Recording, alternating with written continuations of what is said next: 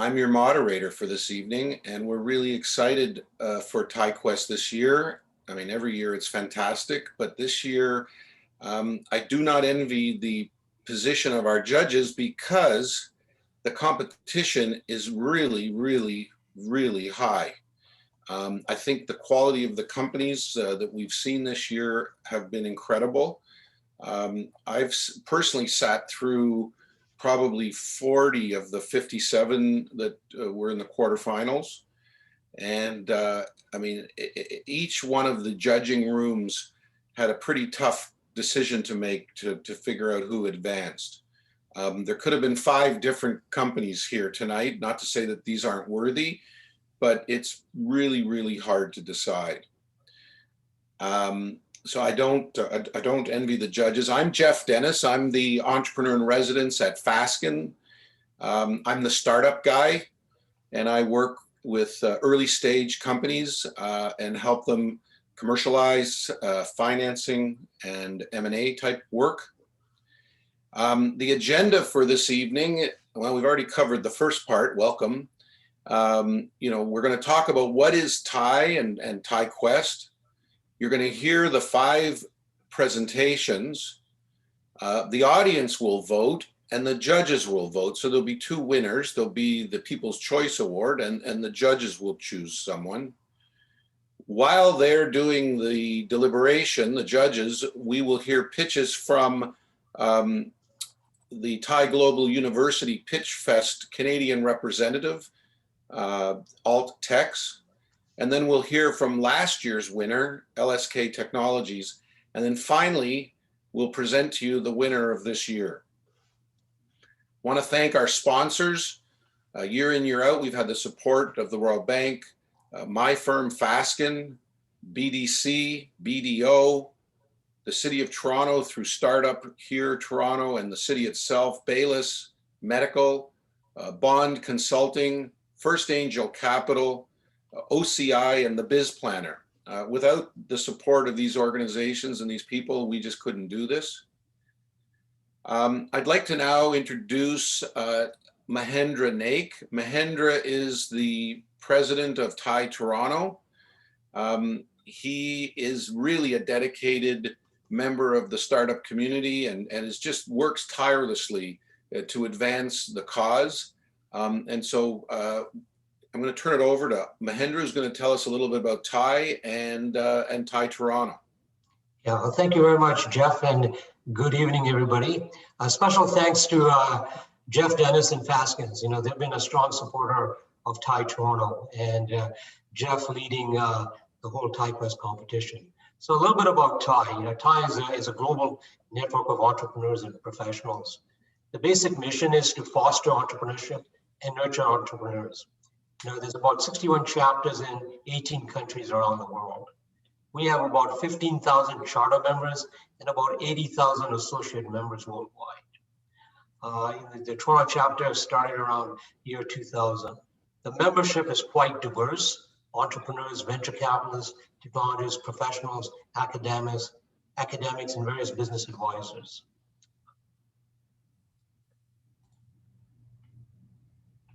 Next slide. Okay, so what do we do?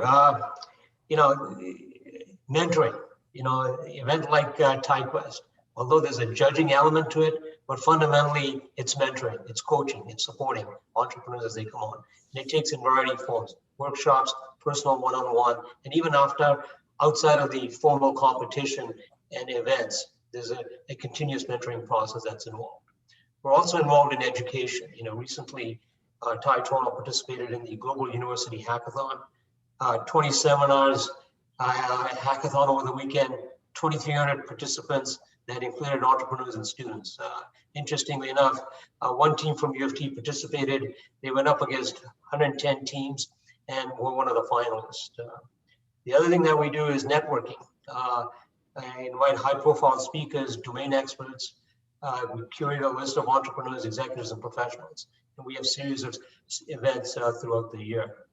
The other thing that we're involved, including supporting this competition, is have prizes in excess of 100,000, which includes cash and number of in-kind prizes as well. Also, a number of the charter members are involved in a variety of fundraising efforts, either as advisors or they themselves get directly involved in investing in the companies that come through TI and TiEQuest. Next. As I said before, TI Toronto has been around since the year 2000. I'm currently the president, but the other directors that we have are Akash Mehra, Vijay Thomas, Mohit Kirpalani, and Kanchan Kumar.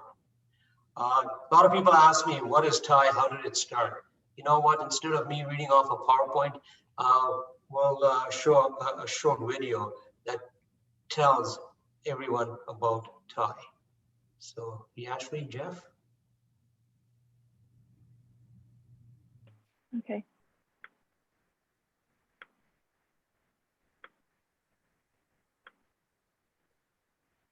All right, can everyone see the video? Yep. Yep.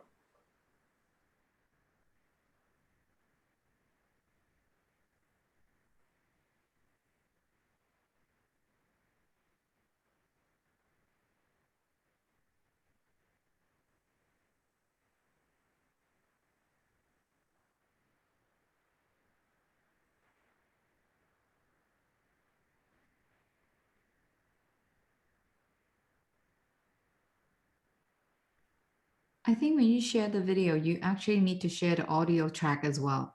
There should be a checkbox for you to share the audio track as well. Oh, 1 second.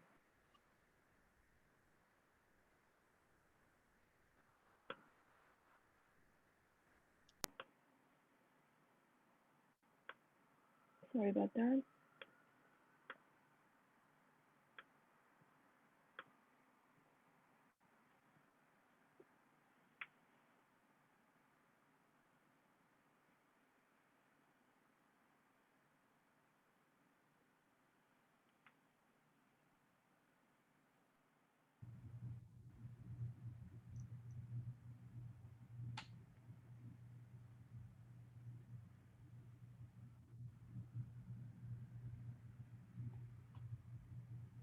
Am I the only one who can't hear any audio? Are you not getting any audio? No. There's no audio. Okay, Oh. let's move on. I'm sorry about that, everyone. What they were going to tell you was that a bunch of Indo-Americans in California got together for an event and to hear a speaker, but the speaker got delayed and they didn't know what to do with their time. And they all kind of did this networking, brainstorming session, and TI came out of it. And today it's, I don't know, 15,000 members, chapters in, 68 countries, and have helped literally thousands of entrepreneurs and created thousands of jobs. And it's a nonprofit. And TiEQuest is just kind of one of the things that we do.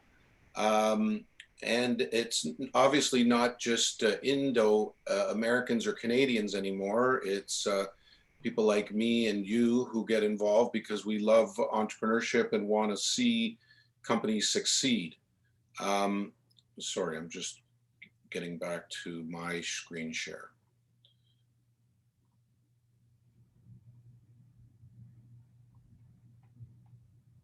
Okay, we're back in business. So TiEQuest is our big event, as I said. We usually get in excess of 100 applications, and we put them through multi-level judging, where we have over 60 judges volunteer, and the companies go from 54, then the next round we were judging 27, and then tonight we got the finalists, the 5 top companies. We had 92 people volunteer as mentors and judges. And as I said, these people are fantastic contributors to the community. They're venture capitalists, angel investors, entrepreneurs, lawyers, accountants, you know, people who are just passionate about the startup and entrepreneurial community. I'm not going to read off all the names, but as you can see, we've had many people participate in this 4-month-long process. So back in December, we opened up applications and closed it off at beginning of February. During the month of February, each of the companies was offered mentoring sessions with at least 2 people per company. And then during the week of March 8th, that 57 group pitched against each other. And on the week of April 5th, 27 pitched. And now here we are on April 15th with the final 5. We've had some incredible success stories in the past. You're going to hear from LSK, our last year's winner. Genesis has raised a lot of money, the 2019 winner. We've had Paper. Phil Cutler has done exceptionally well and has been a huge supporter of TiE, now as an alumnus, as a TiE winner. And so we're really proud of how we've helped in our small way each of these companies. All right, this is now the main event. We're here, and what's going to happen at the end is the winners, all 5 of these finalists, will be participating and qualify for the finals of the TiE 50. The TiE 50 are the 50 top startups across the TiE universe of all the countries in the world. And as you can see, it's a tremendous benefit to be part of that. And many of our past winners and finalists have been TiE 50 winners, and we're expecting all 5 of these companies to be recognized in that way. So the 4 runners-up will receive enrollment in Fasken's startup program. They'll receive in-kind services from BDO. They'll get charter membership in TiE. And Bond Consulting is going to provide shred consulting services. Plus, although they're not able to go physically this year, usually we send them, but they're going to participate in TiECon, which is in May. And it's an opportunity again for them to showcase their companies. The winner is going to get all of those things, plus a $25,000 cash prize and the opportunity for up to $100,000 of investment. That refers to the TiE Angels, who often step up and support these companies. So I'd like to also introduce our judges. Eric LeBlanc, the Vice President, Knowledge-Based Industries for Ontario from the Royal Bank. And the Royal has been a tremendous supporter of TiE over the years. Eva Lau, the co-founder of Wattpad and founding partner at Two Small Fish Ventures. Matthew Lombardi, the managing director at 111 and a member of OCI. Daryl Johnston, the managing director of the Technology Bank at Silicon Valley Bank Canada. And Chris Rickett, director of municipal and stakeholder relations of MCAP, but he's also the former director of the COVID-19 business mitigation and recovery effort, the digital Main Street and other programs for the City of Toronto. So as you can see, we've got some pretty impressive judges who are going to help us figure out a winner this evening. And our 5 finalists are Black Box Global, Quanta Vici, Chimera XR, Scope Photonics, and Cosm Medical. And now we're going to hear from Black Box, Patrick McGowan. So Patrick, you've got 10 minutes. Yashvi's going to run the timer, and we're going to be brutally precise on the time. And as soon as you start, we'll start the clock. So Yashvi, can you help Patrick share his screen, or should I just stop sharing mine? What should we do here? For sure. Patrick, you can just directly share your screen. And as soon as you do, I'll start the timer when you're ready. It'll take me a few seconds to get all my windows going here. Okay. And We can see your screen. great. Okay. I'm ready to go. Give me the go signal. All right. Okay. So time starts now. Hi, I'm Pat McGowan. I'm the CEO and co-founder of Blackbox.global. I've been a professional content creator and successful production company owner for over 30 years. I also do nature cinematography, and that's where the idea for Blackbox started. In 2013, I was invited to do a really cool trip with an Arctic tour operator that specialized in viewing mother polar bears and their cubs in the wild. All I had to do was make them a short promo video. If it had been a paid gig, I would have charged about $5,000 and I would have surrendered my rights to the content I created. But it wasn't a paid gig, and I was able to retain ownership of the footage. We saw some amazing polar bears, and I was able to make a great promo plus a nice collection of high quality footage that I took to market via a few stock footage agencies.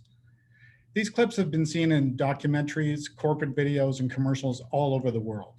And so far, I've earned more than $50,000 in royalties. After several years, the royalties continue to roll in, plus the footage can also be converted into other valuable content that I can own a piece of and make even more royalties. So here's the key. I invested my time, tools, and talent to create content I own, rather than doing gig work for someone else. I trusted the market value of the content, not the commodified market value of the labor. So a few years ago, I said to myself, if I can do this, any creator can do this. I found a co-founder who's now the CTO, and we got to work on Blackbox. After a few years of hard work, we launched in June of 2018 with a YouTube influencer video. While creators from all over the world embraced Blackbox, over 30,000 joined within a few months. And that was just the start. So here we are, it's 2021. We all know demand for video and film content is really exploding, and video content platforms are multiplying. Just look at all these logos. But there's a problem. Millions of content creators are being left behind. The gig economy is becoming less sustainable. Commodified labor is really just lowest price gets the work. It's a race to the bottom. And generally, there's no upside available to the gig workers. They don't get a share of content revenue rights or royalties. When they're not gigging, they're not earning. And that's been really tough during COVID. Basically, creators just want to have sustainable lives and do what they love. They want change. The Blackbox solution is a global platform and community that empowers content creators so they can collaborate, partner, share, get to market, get paid. They can make high quality content together. They can pool time, talent, tools, and other resources. They can co-own the content. They can split the royalties. They can get to market, reach global audiences, and they can get paid their fair share of royalty revenue reliably and securely. It's creator freedom. Creators get to do what they love, what they're really good at, and they make great content. Blackbox does the rest. We started in the stock footage market, and we're partnered with Adobe, Pond5, Shutterstock, and Vimeo. We currently have 2.15 million footage clips on our platform. We're the #1 global provider of stock footage. We have 60,000 members and we're growing. Our target is 1 million by 2025. And I'm very proud to say that we've paid creators over $4.5 million globally in that time. 2020 revenue was $3 million with gross profit of $450,000. That's operations money.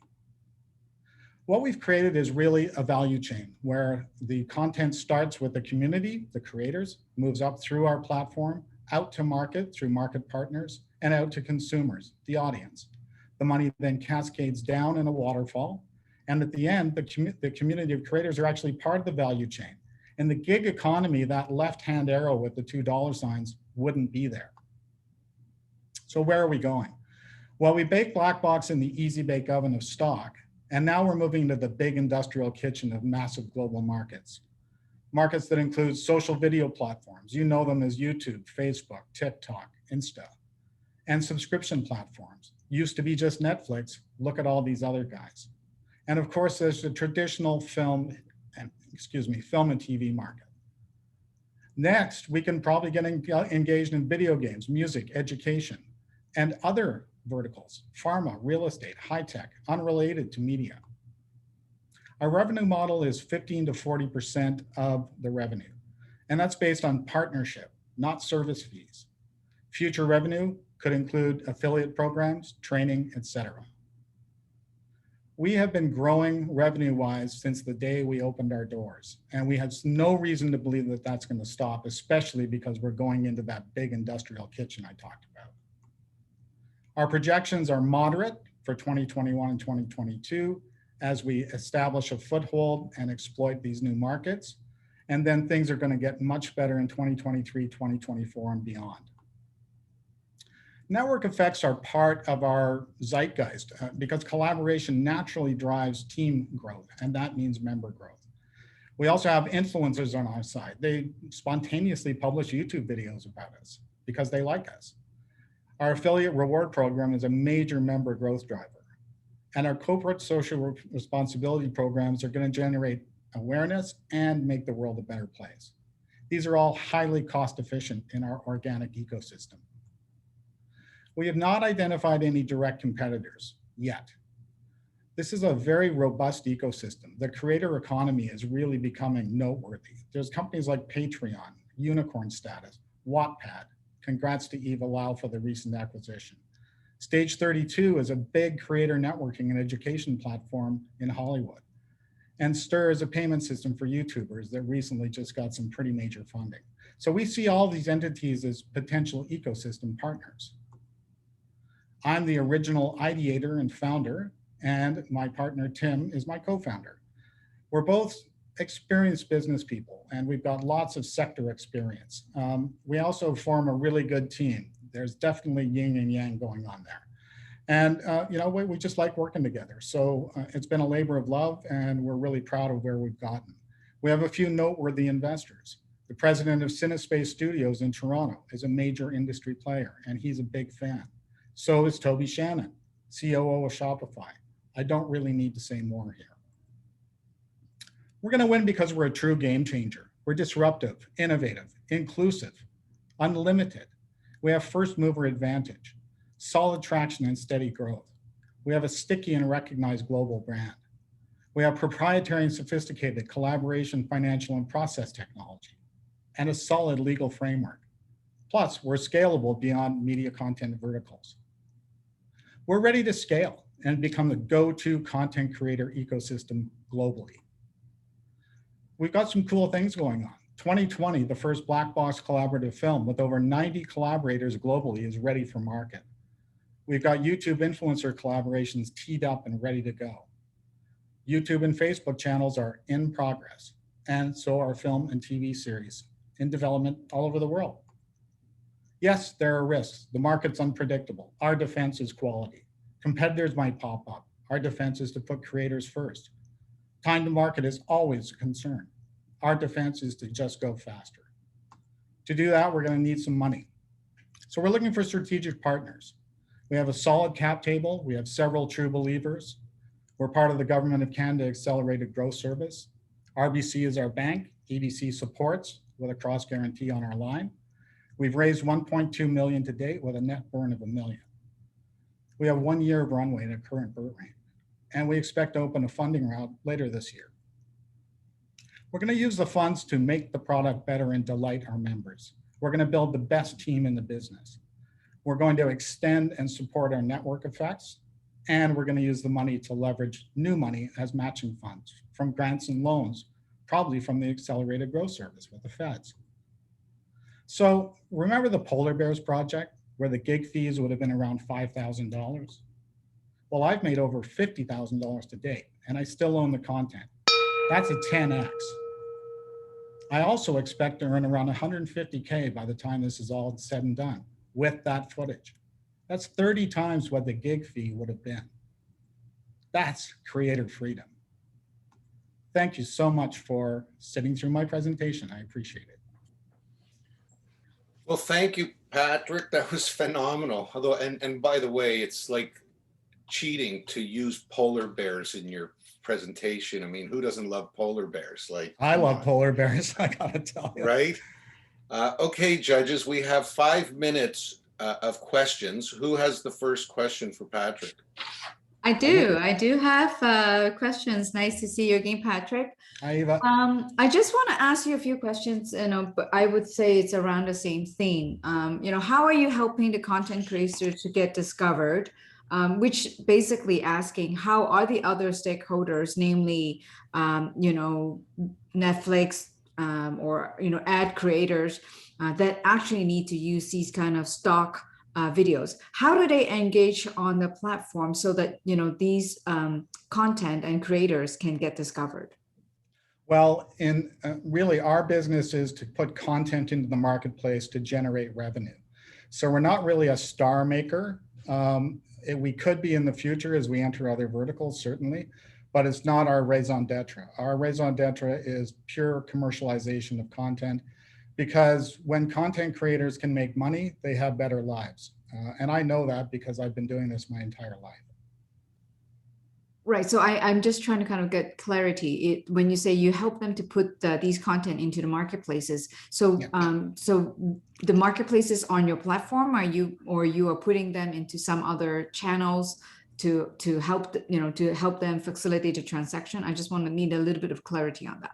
Well, for example, this 2020 film that we're doing is all about what happened in 2020.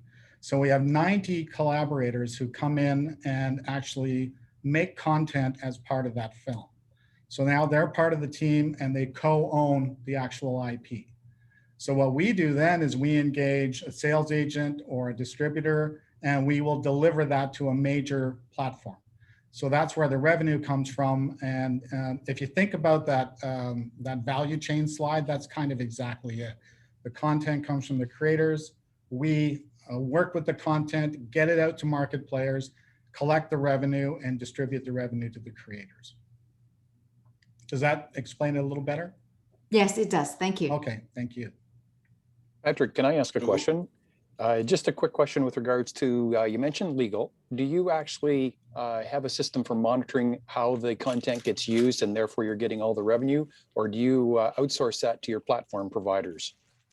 Well, we don't really outsource it. We just trust them as platform partners in order to, for them to do their job. This is a huge aspect of media that I think, going back to Napster has always been an issue. So what's happening now, though, is we're seeing AI and blockchain solutions that are starting to come available that will be able to be used as third-party plugins for what we do and other people do. But we're also developing our own. So we're actively engaged in developing digital ID, track and trace, that has to play into the larger systems that are evolving right now. And that's actually happening. So the answer to your question is we don't actively do it today, but we absolutely have our eye on the ball there.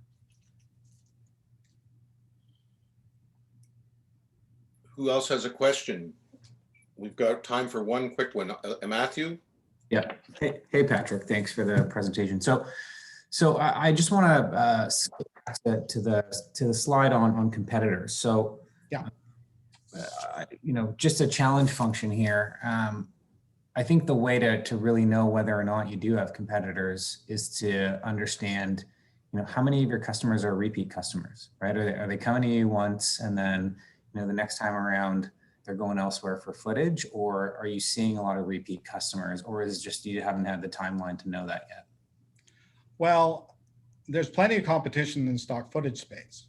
There's nobody doing what we do in terms of the community and the platform that we built for creators. So we're not a stock footage company. We want to be very clear about that. That's where we baked it. That's where we tested it. That's where we put our feet to the fire in a commercial marketplace that is very dynamic.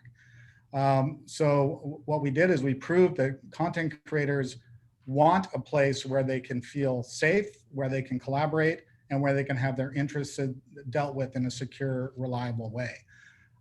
So that's really our business. Thank you. So Patrick, I hate to say it, but that's it. Time is up. Fantastic presentation. Thank you very much. Judges, you now have 5 minutes to make your deliberation about Black Box. And the audience, while you do that, we're going to do a poll, because at the end of the day, we're going to have to vote on the winner, and we want to give you some practice. So Yashvi, can you get the first poll going? Yep. So the first poll question is, Mars is a chocolate bar, the fourth planet from the sun, a greasy spoon on College Street, a medical and other science and technology district, or other?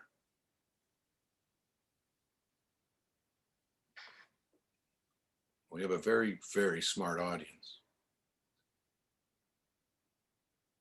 And a couple with a sense of humor.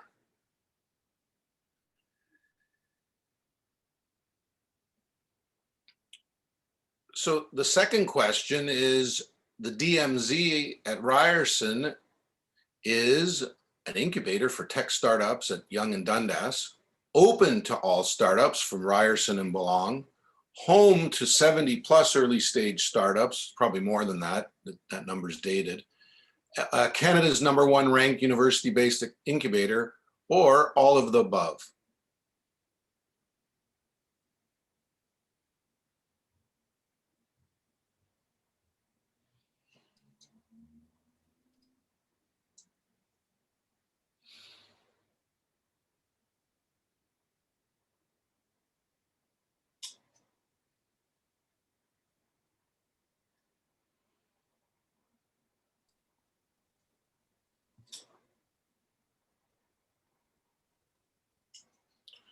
So who's next here?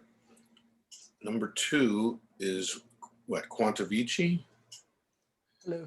So Amir, why don't you share your screen just so we can get that going. The judges still have a couple minutes, but let's move things along. So you should be able to share your screen. Okay. Desktop 2. Okay. Let me know if you can see it now. Yep. Perfect. All right, we'll just wait a minute or two and then we'll get started.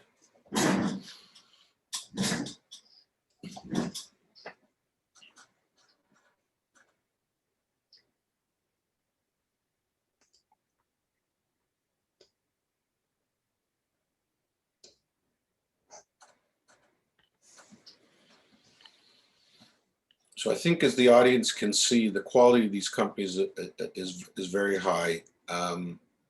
I love the footage, and I love the polar bear images. But now we're going to hear from somebody who's got smart heated gloves and socks. So, you know, very, very different.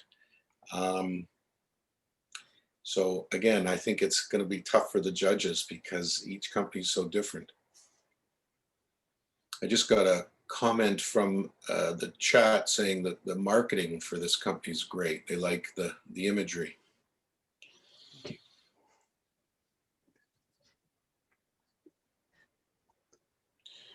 Well, I think we're ready to start. Yashvi, are you ready with the timer?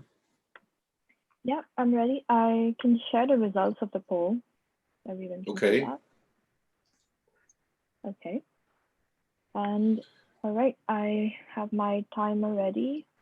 Is my voice okay? Can you hear me? Yeah. Yeah. Okay, perfect. Beautiful. Okay. And your time starts now. All right. Hi, I'm the founder and CEO of Quantavici, a smart wearable company here in Toronto, Canada. Quick background about myself. I was born to create unique and practical solutions to everyday problems. The first product I ever launched was a full image editing software suite that got a few million downloads back when I was 15 years old. After that, I started working with different tech startups in Toronto and New York City, leading the full cycle of projects.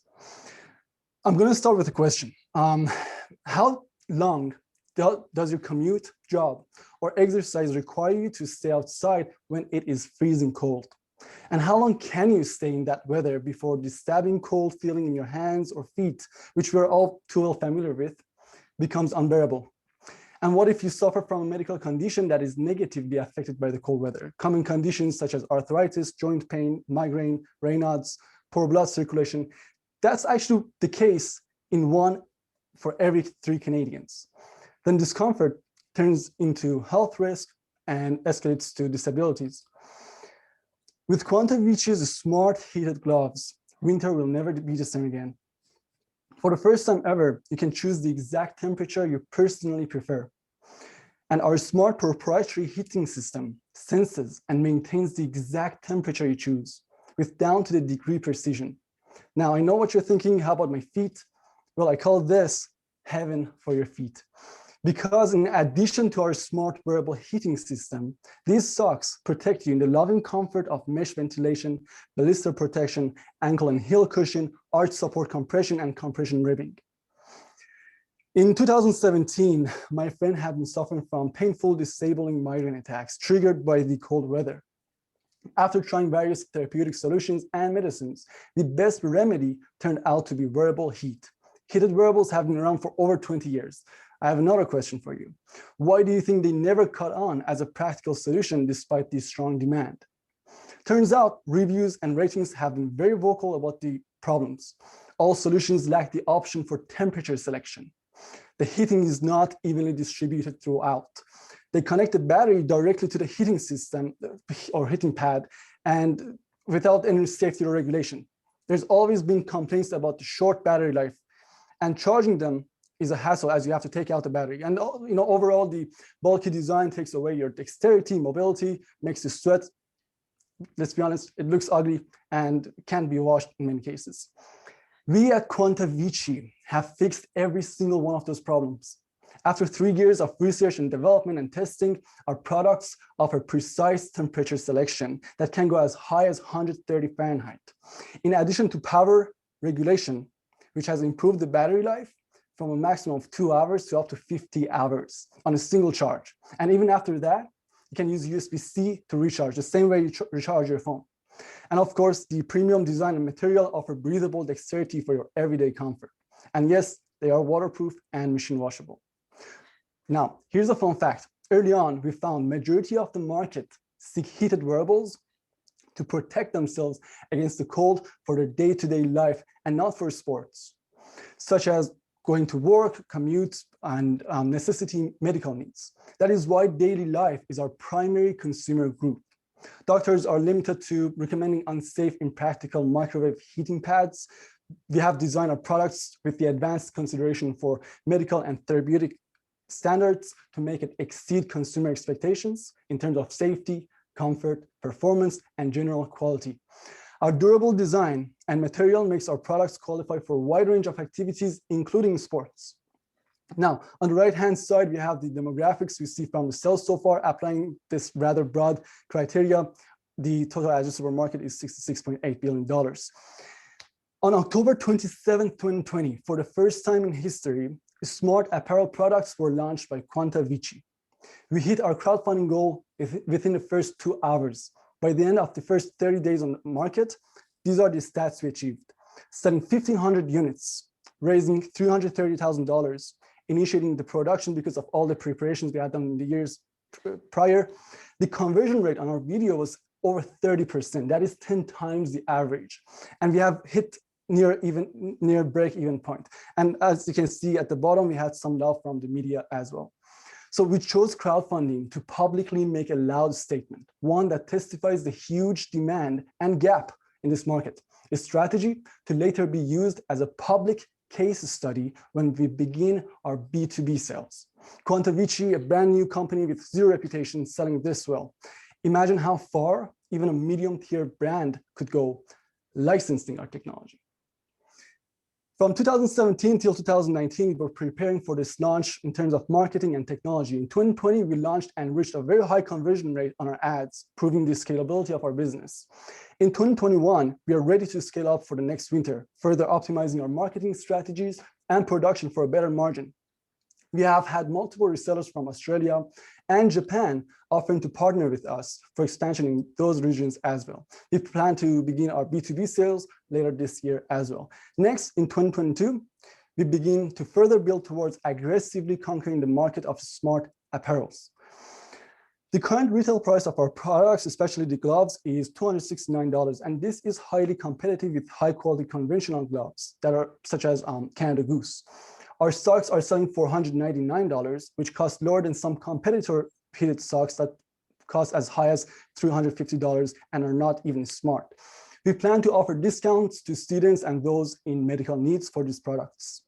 Our profit margin after production costs is around 60%, and it will highly increase with the next round of production, also lowering the prices for the product becoming everyone's favorite heated wearable. First and foremost, we are a tech company. So when it comes to therapeutics, fitness, or fashion, we take collaboration over competition. A lot of businesses see our products and wish they could be selling it, and they cannot pivot into hardware or wearable technology, very different from fashion. So for them, we offer affiliate, reseller, white label, and OEM programs. Our first launch sold 2,000 units for over $400,000 in revenue. With all the crazy setup fees for marketing, production, all of that, we still managed to be one of the very few startups to break even in the hardware field. Due to the cyclic nature of trends, styles, designs, and new versions, along with the power of branding and collaboration with the B2B partners we've got coming up, and our plans for new styles and other products, and expanding into the health sector, we project selling 20,000 units by the end of next winter for $3.4 million in revenue and $1.1 million in profit. Following that, in year 3, we are expected to sell 200,000 units for $10.6 million in profits. To this day, I have personally invested $61,000 and my full-time commitment since 2017. We have received $55,000 in grant funding, $200,000 from BDC to kick off production mid-campaign. This lucrative business model has had its proof of concept and traction, and it's now ready for a strong, scalable growth with the help of your funding. And we have a fantastic team of we have a fantastic network of professionals that covers a wide range of industries, from fashion design to marketing and engineering, along with an advisory board made up of serial entrepreneurs and angel investors. We are also trying to hire a chief of operations as part of our efforts towards significantly scaling up for the next winter.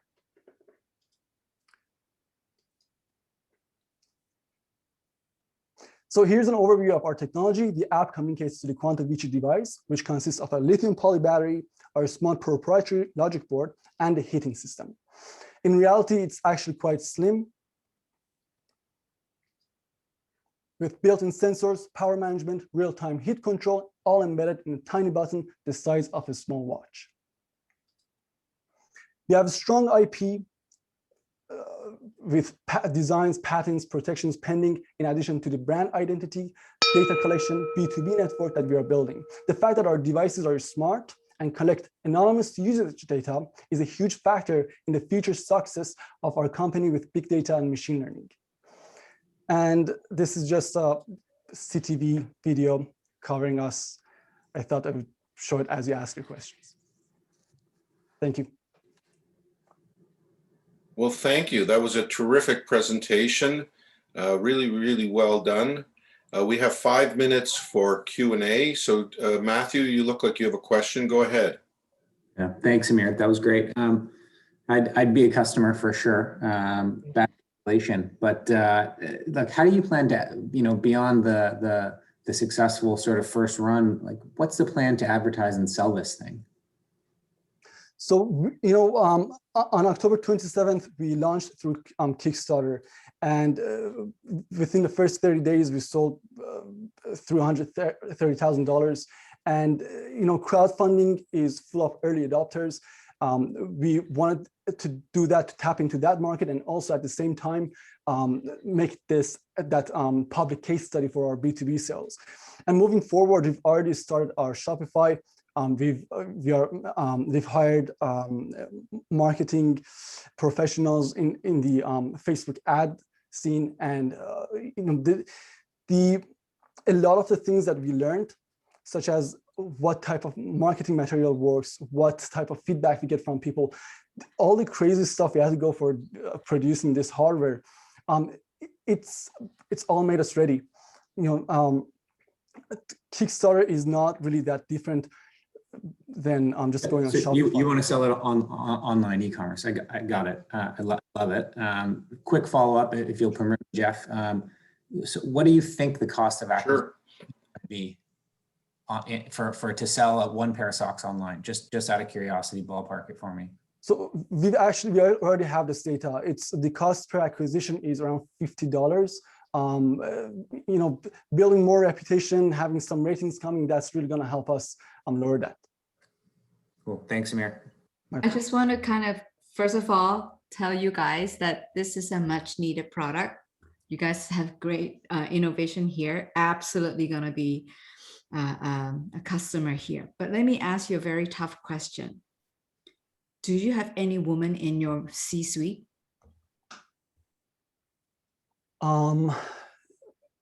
No, we are. That's exactly why I'm asking you this question, because you guys are missing a key success factor in your team right now.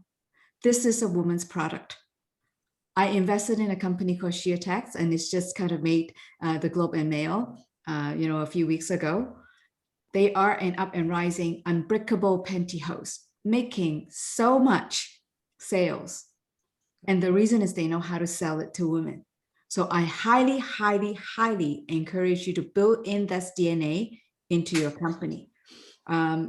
Seeing you going to B2B and doing the hardware and all those kind of things, it's all great. But if you are actually not capturing the whole DNA to sell your product to the many, many, many, many people needing this and have that diversity DNA in your company, you are missing a multi-billion-dollar opportunity here. Absolutely.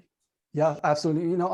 Right now, the only C-level person in the company is myself. It's a baby company, but we are looking to hire a COO to help us scale and reach the goals for next round. But everyone we've collaborated with, from marketing, from fashion design. Our fashion designers had previously worked with Adidas, Ralph Lauren. They brought their experience to make this level of the fanciness be achievable, and they've all been women, and I'm really make sure you keep them in your team. Then I'm Absolutely. just trying to highlight to you that this product has a multi-billion-dollar opportunity if you execute right.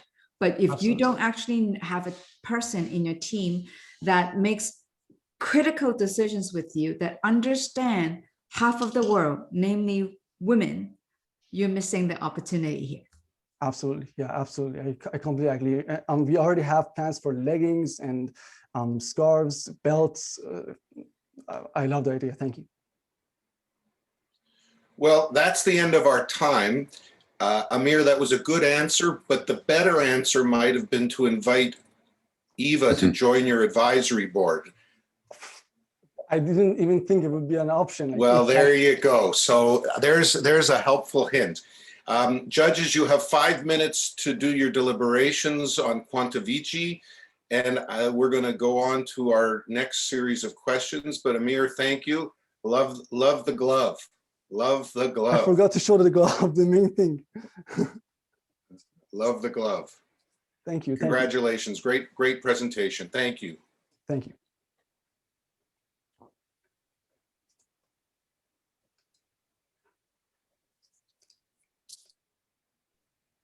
So, where are we? We heard from Quantavici. The judges are deliberating. So the next question, Yashvi, can you put it up for us, please? So how are you involved in the startup community? Are you a founder, a startup employee, a funder, angel or VC, a mentor, advisor, service provider, an aspiring entrepreneur, or none of the above?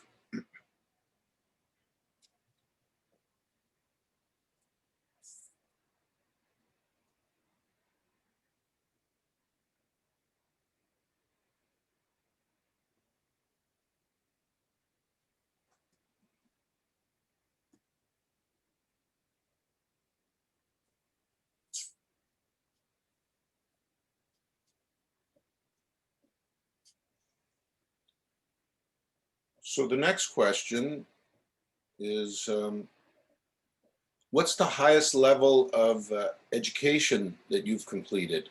Undergrad, a professional degree, master's, including an MBA, some PhD or postdoc work, or high school?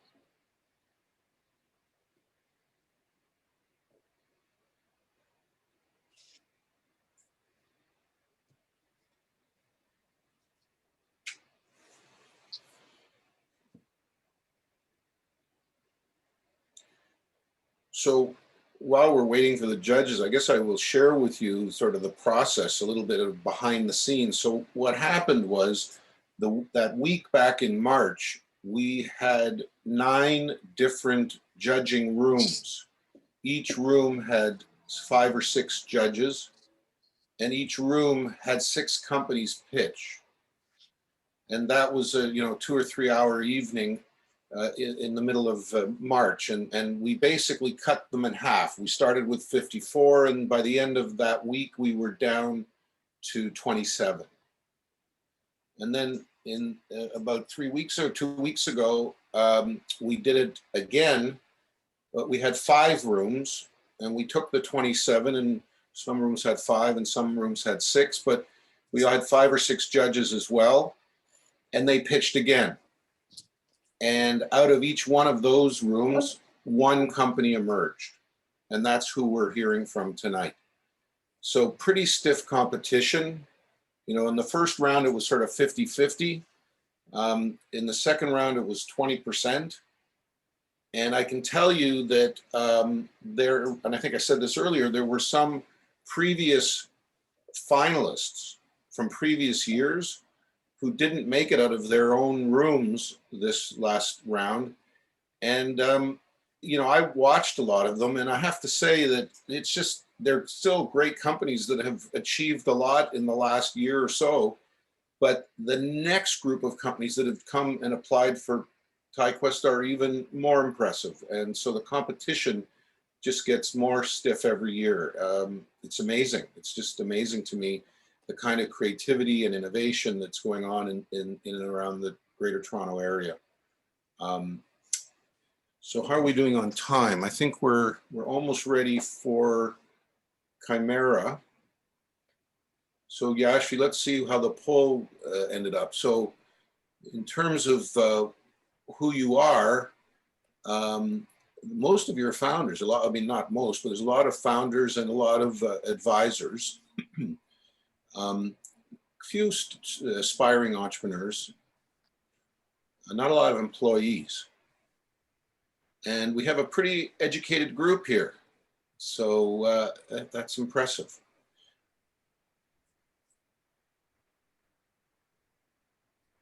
Okay, we're going to go on now to Chimera XR.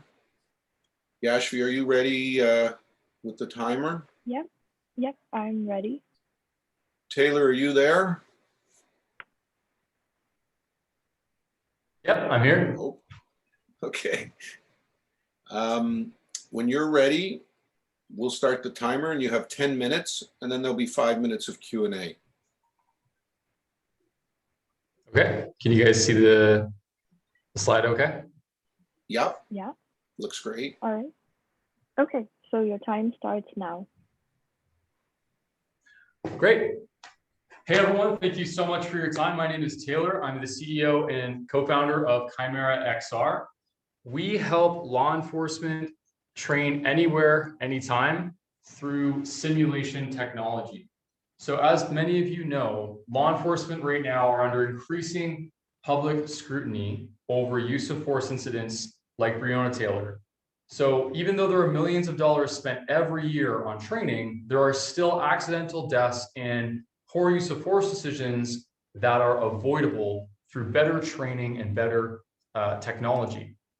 So what we've done is found that virtual reality helps solve a gap in training. My background's in the military, and I've used screen simulators, which are the existing standard in training for law enforcement and military, and those systems do not cut the muster anymore. So these are new ways we can look at training with virtual reality.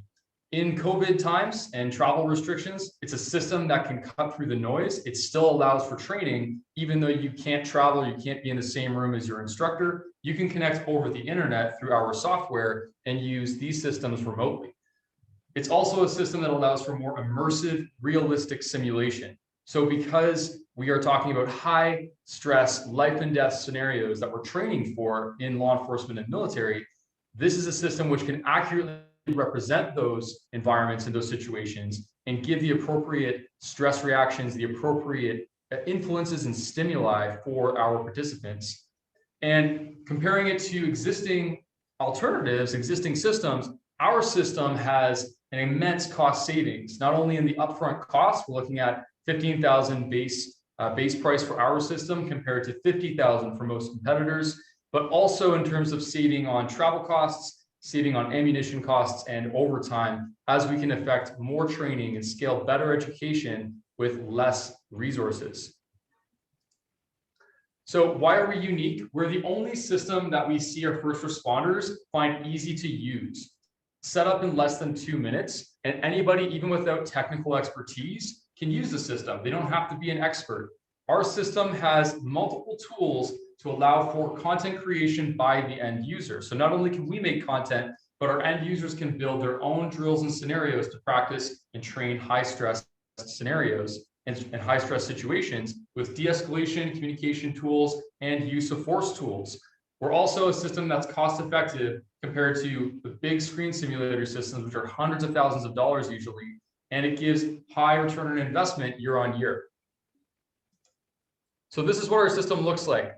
This is our base model, and you can see that all of this is a mobile modular package. We're the only system on the market that has modular firearms and use of force tools. And what that means is we've got a patented several systems which allow to be connected to firearms or tools that the law enforcement community, the military community use, which gives them the option of essentially getting more realism and reusing some of their tools instead of buying complete systems that they don't need. This whole system fits in the case that you see on the bottom left. That case can fit in the overhead compartment on an airplane. That's how portable the system is. By comparison, most systems take up an entire room that are existing right now and they can't be moved, they're immobile. So this is a stark comparison to the current industry. We're the only company in Canada that's doing this, and we're the only veteran-owned first responder VR company. And we've got equity funding, our first round of funding, our pre-seed, $300,000 in January that helped us launch and get into market in February. Within 2 weeks, we had our first sale, which was $31,000 to the RCMP. And that told us right away that after years of working on this project, after years of deliberating on what to do, how to do it the right way, we've hit the mark, we've got product market fit, and the system is working. So upcoming traction, hopefully you guys can see this whole screen. I hope there's some stuff on my side. So upcoming traction, we have already $85,000 in sales this quarter. And that's just the first couple of months of us being after launch. We've got the Royal Canadian Mounted Police, the biggest law enforcement agency in Canada, as well as the UK Ministry of Defence. Upcoming, we have 2 visits with the FBI in June, including a visit at Quantico, which we've already talked to them and done a virtual demo. So they're very excited to put the hands on the kit, followed by an internal instructor conference, which is another FBI event, which is not open to the public or any other vendors. We have existing pipelines with US Customs Border Protection, DEA, and other major agencies, as well as international opportunities. So we're projecting $500,000 in sale this year's alone.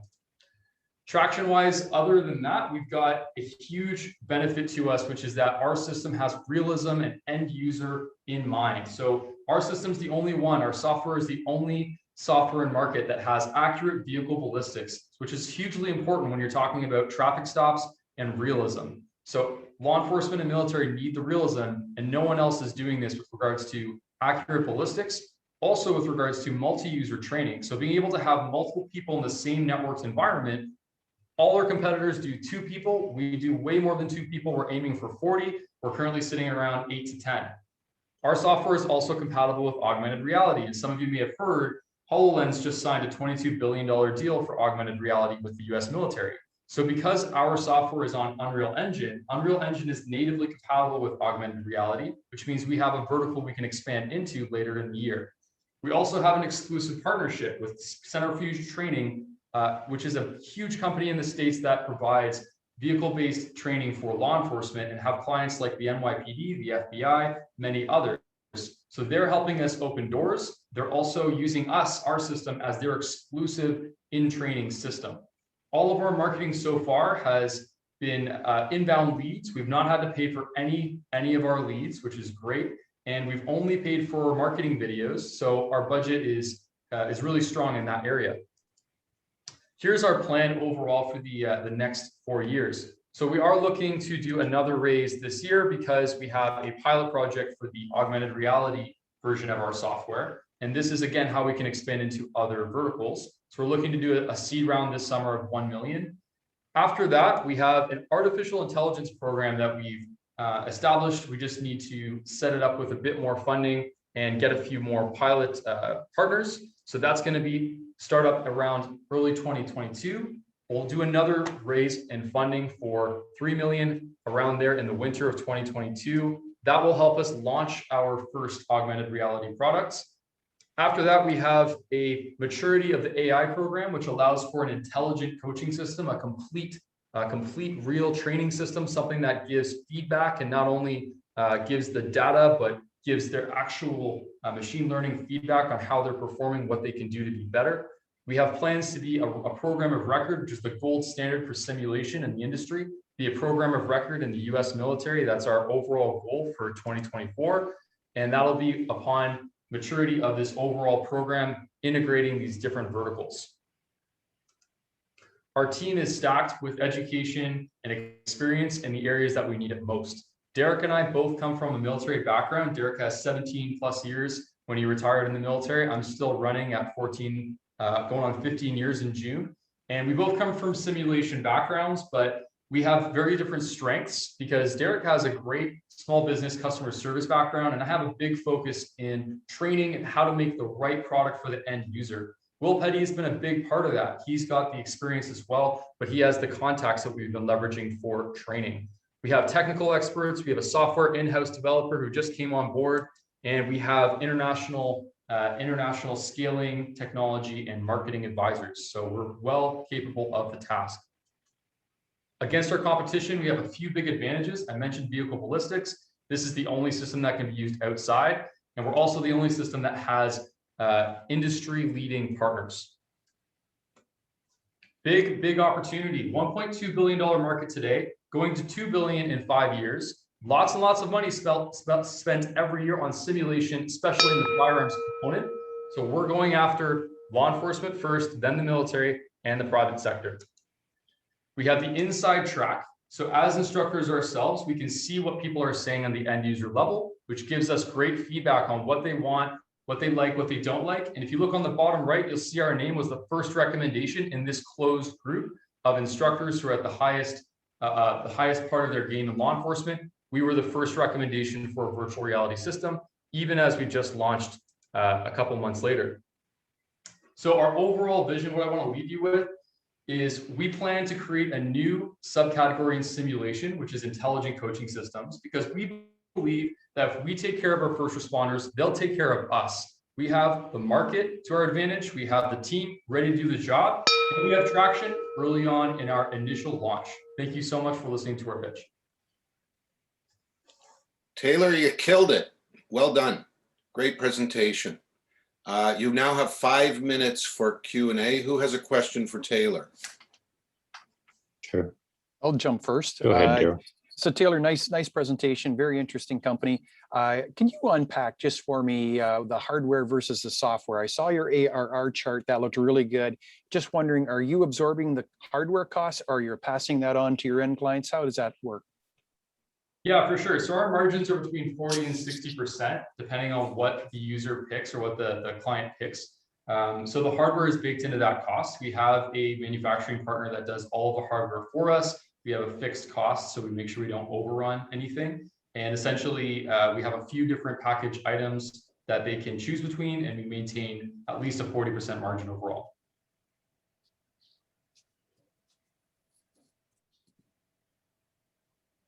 Matthew, go ahead. Just to build on Daryl's question, Taylor, so is it a subscription service on an ongoing basis? Is that how it works? Like once the customer's purchased a unit?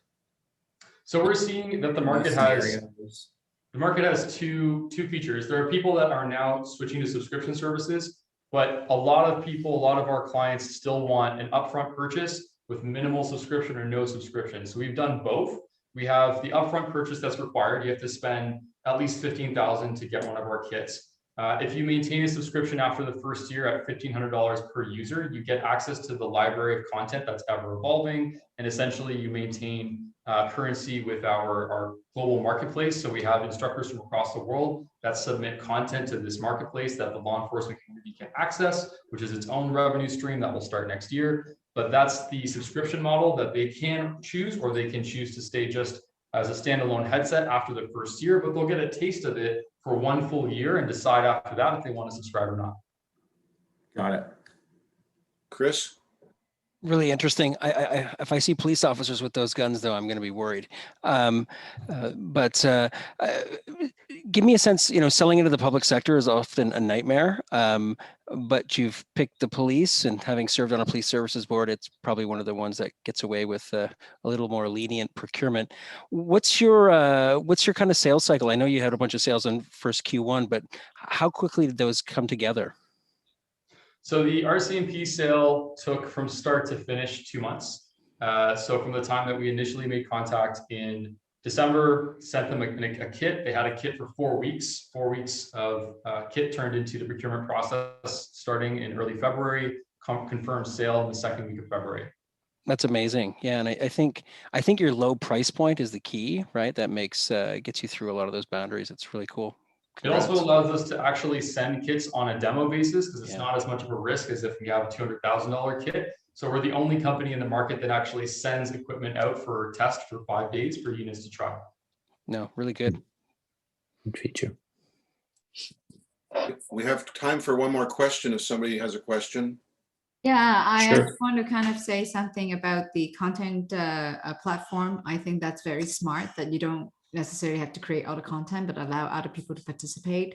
But how are you going to be controlling, what I call, curation of it? Because if you make it completely open, then people may be submitting low quality stuff versus people submitting extremely high quality things. So are you planning on curating them, or are you planning to just make it as wide as open as a platform? Like, what's your thought on it?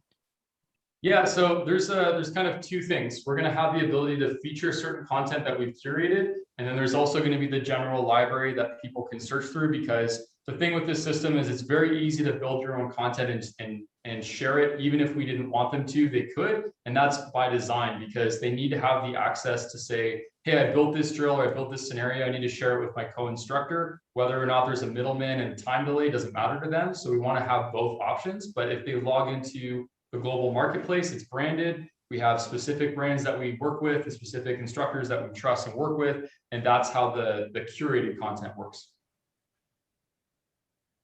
Well, that was great, Taylor. Thank you. Congratulations to your success to date and a great presentation. Judges, you have 5 minutes to do your judging thing, and I'm going to share my screen. Sorry. Thanks for the time. Yeah, well done.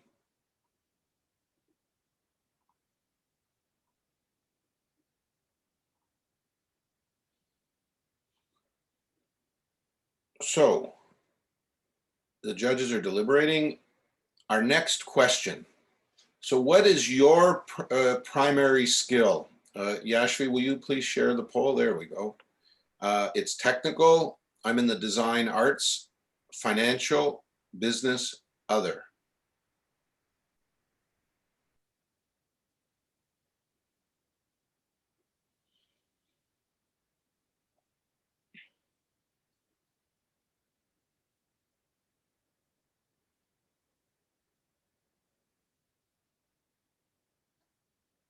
It's kind of like watching a horse race.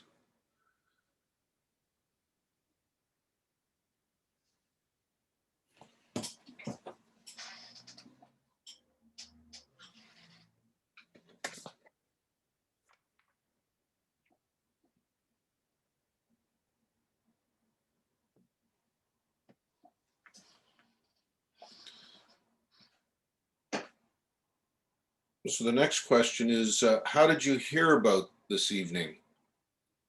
A TIE communication, you're a member of the startup community, some social media, a finalist supporter.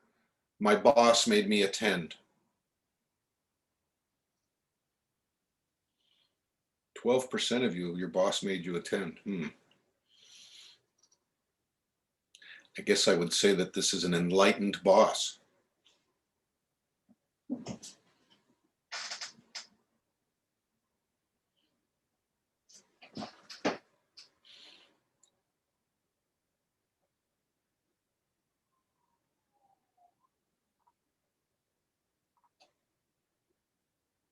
So there are the results. Pretty eclectic group of people.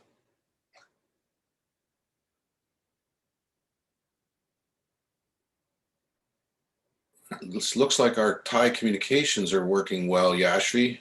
That's good to know. So Holden, you're up next. You want to share your screen because we're going to get started in about a minute or so. Yep, will do. 1 second. All right, let me know if you can see it properly. Yeah, we can. Yeah. Perfect. All right, then just let me know whenever I should start. Okay. I'm ready. So your time starts now. We're revolutionizing how you capture photos with our novel lens technology. I'm Holden Beggs, and this is Scope Photonics, an award-winning startup founded by 5 nanotechnology engineers. Our lens product has a multi-billion-dollar market potential that spans several industries and is solving a problem that's hobbled camera technology for centuries. Lenses are ultimately the same as those Galileo used to look at the moons of Jupiter 400 years ago. They're just fixed pieces of glass or plastic that need physical movement to zoom without blurry photos. And physical movement can often be totally incompatible with the application. For example, smartphone cameras don't have the space for physical zoom, so they use extra cameras and digital cropping as a sort of band-aid solution. But they're running up against the brick wall of rising costs, software limitations, and honestly, room on the backs of your phones. The problem exists in dozens of other industries too. Think of medical imaging, where a great diagnosis may depend on how closely a doctor can inch a camera towards the subject, or self-driving car sensors, robotics, entertainment, and more. Lenses underpin modern society and technology. And with the rising need for faster research, faster transportation, faster manufacturing, faster information, lens optics urgently need innovation. We're leading the charge to solve that with our novel adjustable lenses. They use nanotechnology and electrical controls to zoom in without quality loss, without physical movement, and without digital cropping. Not just zoom either. Our lenses can tune their optics to enable wide angle, telephoto, macro, and zoomed photography in just a single camera. They can dynamically adjust for distortions to maintain crisp imaging. And less cameras needed means much cheaper and smaller systems. Basically, they're the Swiss Army knife of lenses, a telescope compressed into the size of a dime. This means always snapping sharp photos, what smartphone companies have spent years working to approximate, with only a single camera on the back of your phone. Now that's our whale of a target, but with the hugely widespread opportunities our lens technology actually has, we're set to competitively enter multiple beachhead industries before even going to smartphones. Specifically, we're first targeting microscopy, manufacturing surface vision, and LiDAR imaging, for all of which we've already secured several letters of intent. With our technology, microscopes will be able to adjust their zoom without these sample-destroying vibrations caused by current and expensive physically zooming models. Scientists could literally watch neurons spark in a sample of tissue live. Manufacturing vision and surface inspection tools can be enhanced for increased efficiency and reduced waste, helping us transition towards cleaner and smarter industry. And autonomous vehicle LiDAR sensors will possess the longer range and high resolution they need to become reliably safe and widely adopted. Well, that's all made possible by the novel liquid crystal nanotechnology that underlies our lens optics. If you're unfamiliar with them, liquid crystals are small molecules, a bit like grains of rice floating in a gel, that rotate when we push an electric field through them. Their rotation changes how light bends when passing through. Our lenses hold hundreds of millions of carefully oriented liquid crystals. So with just electrical signals, they can shape light to create the best possible image. We can make our lenses dynamically refocus or correct for optical distortions without any physical movement, and a stack of them powers our revolutionary zooming technology. Our completely custom-built simulation pipeline lets us design and optimize new lenses with a speed and accuracy literally unseen in liquid crystal research. We then build and test our technology in state-of-the-art fabrication and optical characterization facilities. Because our system involves not only novel lenses, but novel zoom optics, electronic controls, liquid crystal formulations, adaptive software algorithms, and more, our IP strategy is far more aggressive and multifaceted than the average hardware company. We're not just patenting the lens, but everything around it. And what we can't patent, we're developing as trade secrets.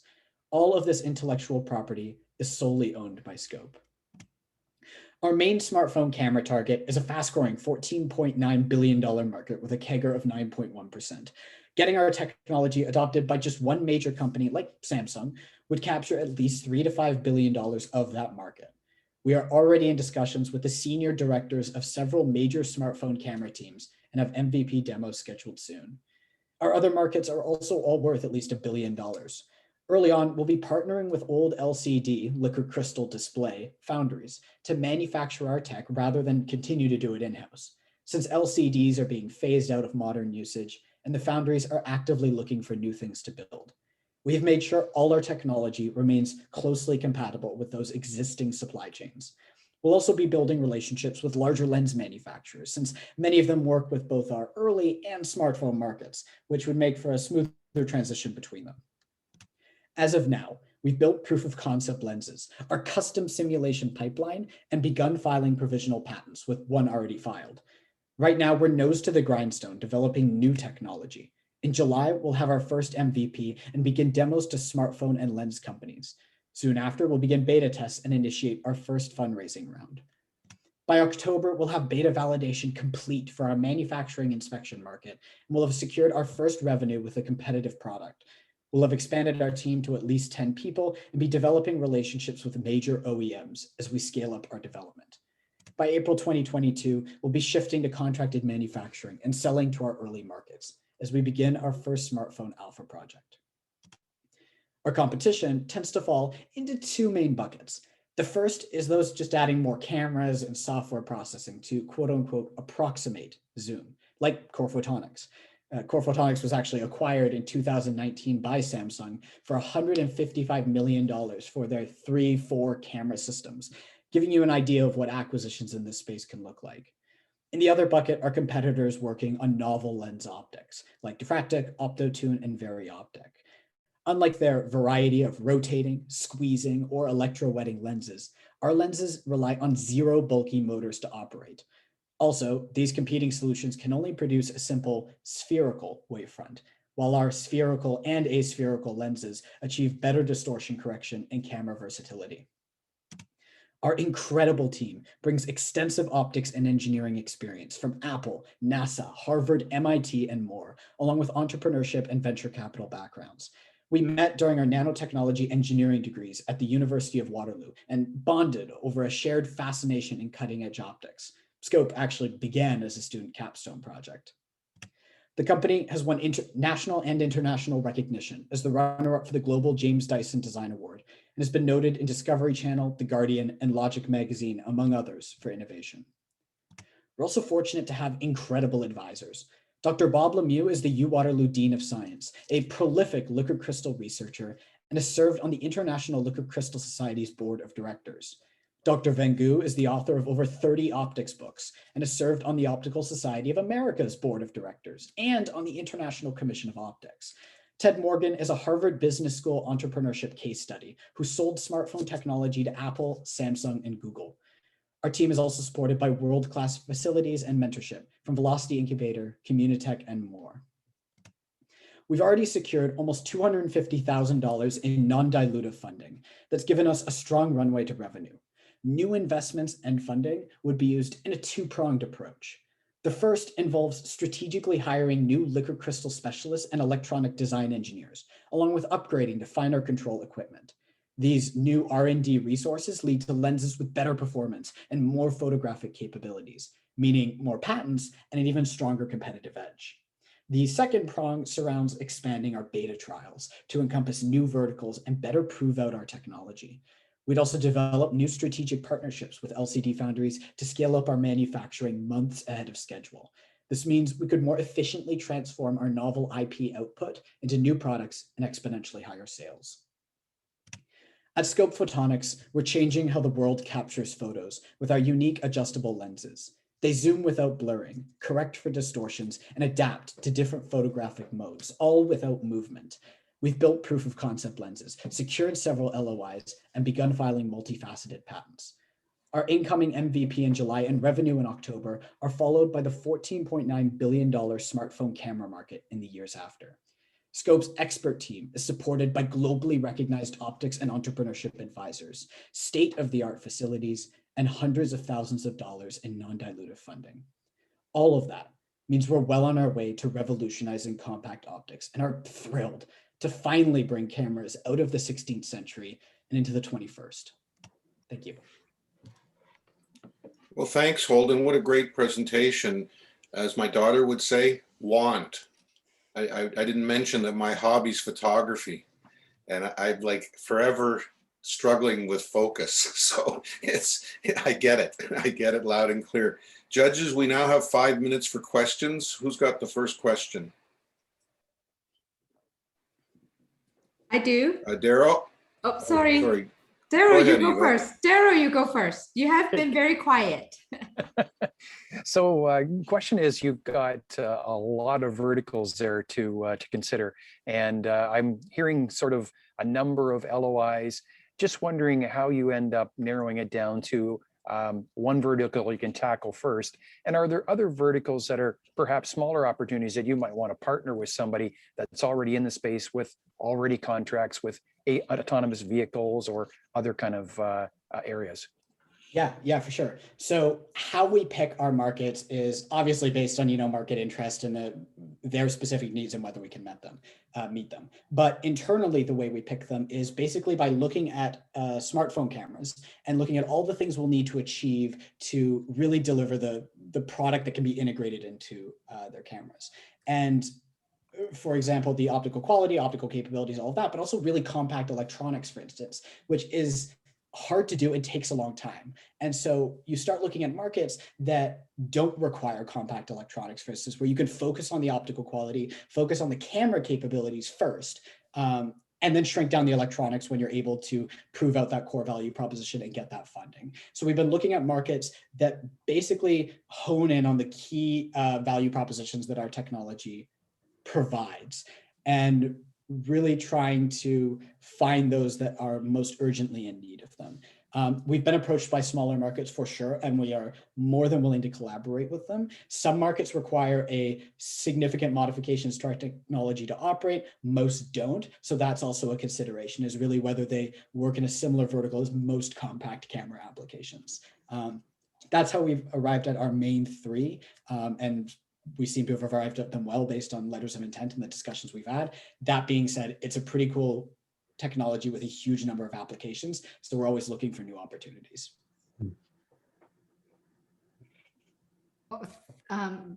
It's a very impressive product, and I have to kind of like hats off to you guys. The technology is very amazing.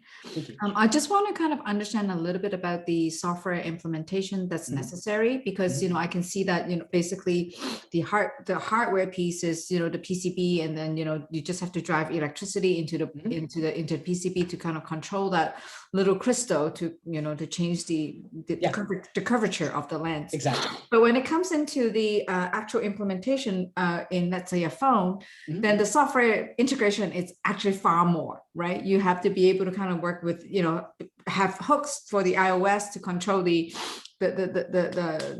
board, and then the board control your device. So tell me a little bit about your plan when it comes to software for these pilots that you have. So obviously controlling the phone manufacturer to controlling your device versus the microscope controlling your device is drastically different. So what's the software implementation that will look like for these pilots? Yeah, so I'll kind of answer your question moving backwards, start with smartphones, move to your kind of main question of the pilots. So with smartphones, typically when you're taking photos right now, they use a ton of software with like 3 cameras to actually take 3 or more photos at once and then blend and blur them together and estimate what the actual photo should look like. That's when I say approximating zoom. That's essentially what they do. With our technology, essentially what we do is we figure out all the different lens curvatures that can be created based on those voltages. And one of our co-founders is a machine learning expert that has already helped start expediting that process a lot. And you start basically programming in all those different shapes with the different optical characteristics. So what the phone does is says, I want a camera that looks like this. And it prompts to find the closest possible one and then inputs those voltages, which is not a really demanding task when you start thinking of like blurring like 4K photos over top of each other and doing all those edits live, especially when you start getting to streaming video. Modern phones suffer a lot with that. For our early markets, you're also correct that something like a microscope is a way more rudimentary software situation than a phone. With the example of a microscope, our actually really interesting value proposition there is not even the zoom. It's high quality and it's good, but it's because microscopes right now, if you want to zoom in just to adjust kind of fine control, you move a stage and that vibrates the sample and causes like hours of delay. Yeah. Ours, you don't need that. So in our situation with a microscope, the software is actually incredibly simple. It's literally just focusing in, focusing out, and adapting for distortions. Adapting for distortions happens automatically. The focus in and out super easy. So the short answer is we have software people on our team developing it. You're right that microscopes are easier. Smartphones, we're actually pretty happy that we are doing a hardware solution rather than the software that's been longstanding. Well, that's the end of our time. Yet another great presentation. So thank you. Thank you. That was great. Judges, you have 5 minutes to do your deliberation, and we are going to share my screen.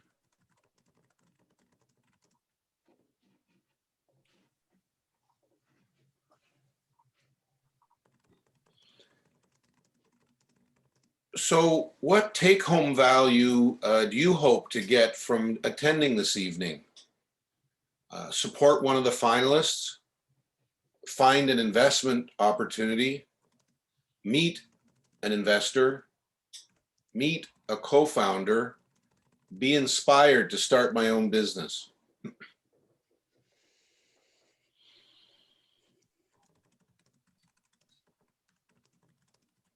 I told you guys this would be an apples and oranges exercise where every company is very different, solving very different problems, but each one in an incredibly brilliant way. So good luck, judges. I don't envy your position. You know, it's quite amazing. So the next question is, what do you think entrepreneurs all have in common? They are inventors and have a big idea. They have business management skills. They are courageous. They are non-conformists. They are unemployable. Maybe 4 and 5 are the same. I don't know.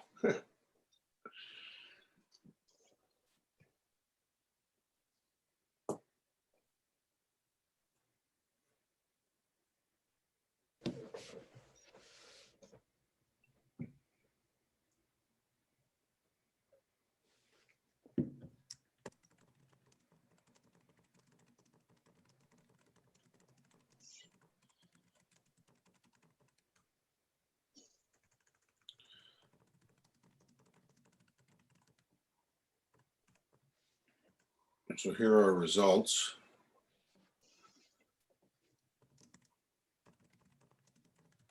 A lot of people here supporting finalists, so that's good.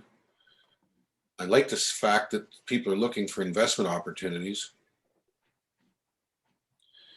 And yeah, I guess they're definitely courageous. But if you're smart like these guys, I don't know how courageous they are. They've kind of have the answers. Derek, do you want to share your screen? Because we're going to get started in a second. Will do. Thanks, Jeff.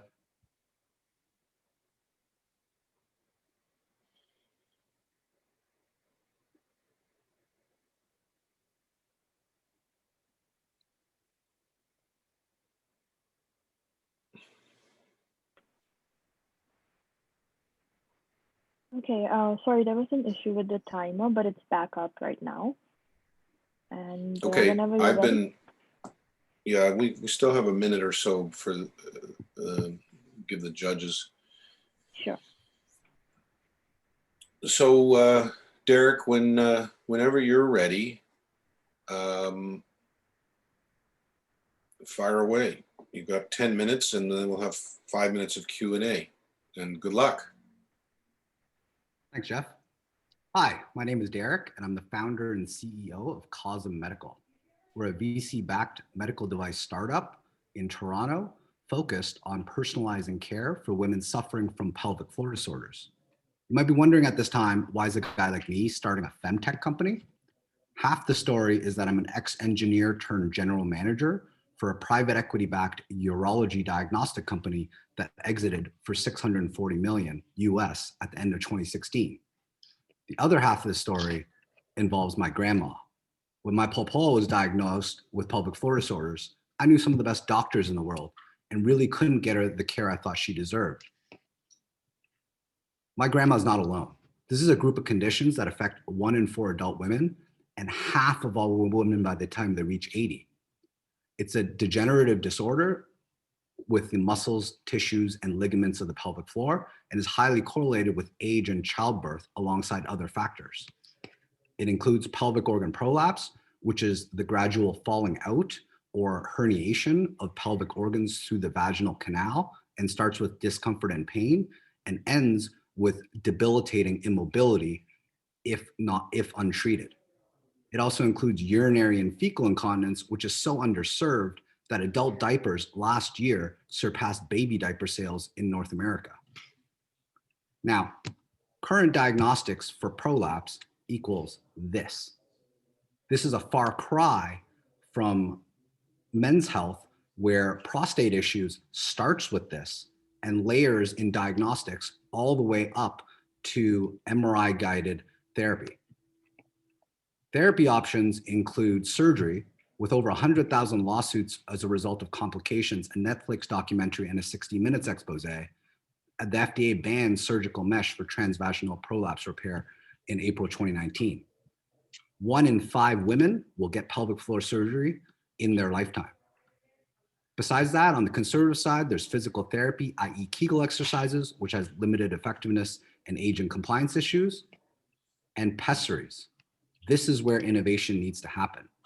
Pessaries are temporary prosthetics placed inside of the vagina to support pelvic organs, kind of like how a bra works. They come in over 100 different shapes and sizes, fit by trial and error. So a doctor right now goes like this, guesstimates, let's say a ring size 3, puts one in. If it's uncomfortable, falls out. They try another one over and over again.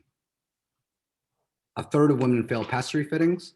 Half will stop using them within a year or two, and over half get complications with long-term use. Complications including bleeding, tissue erosion, chronic pain, and infections.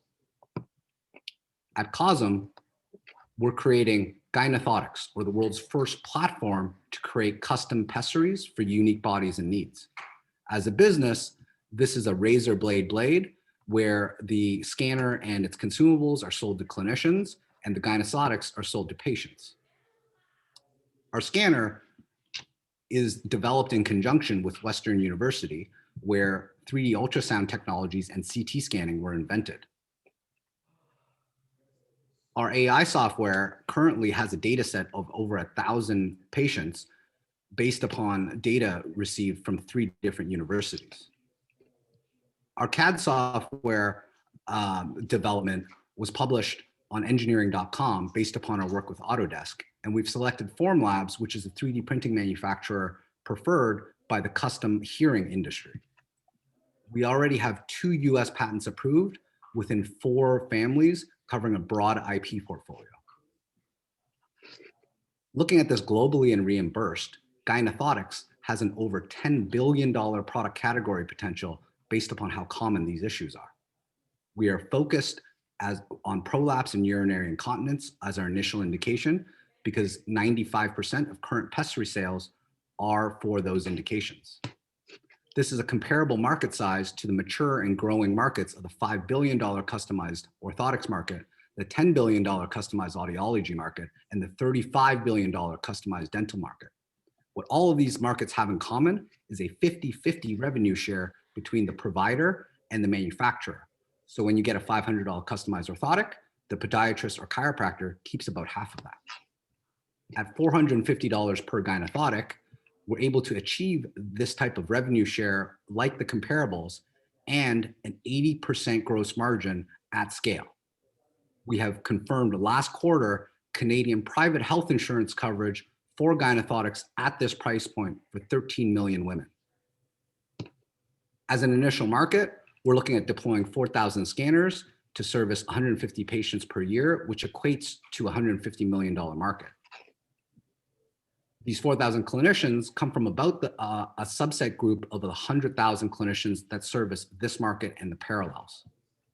They service a variety of patients that have different needs based upon their gynecologics.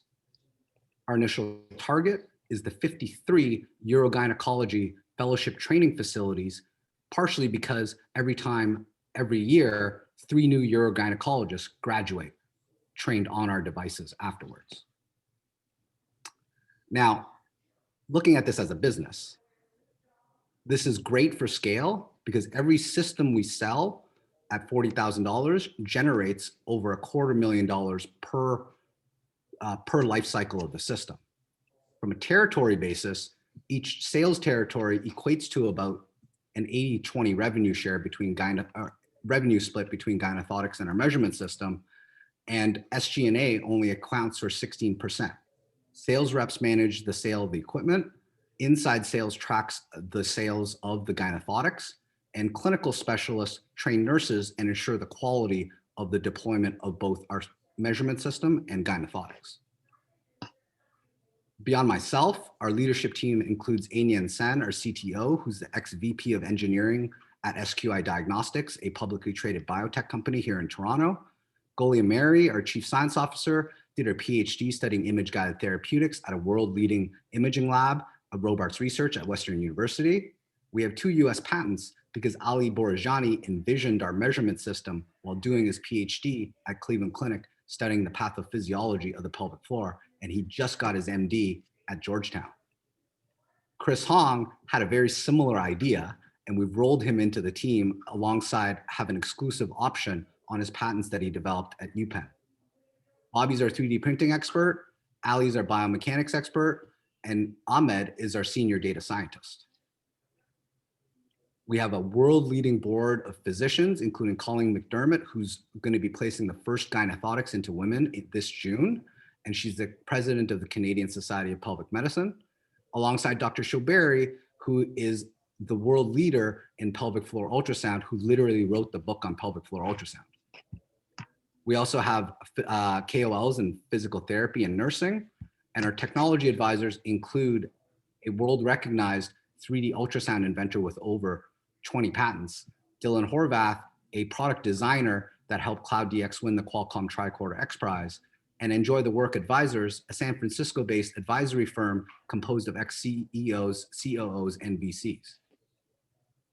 In 2018, I led our first round of capital that allowed us to grow our team, achieve milestones to graduate from the Creative Destruction Lab.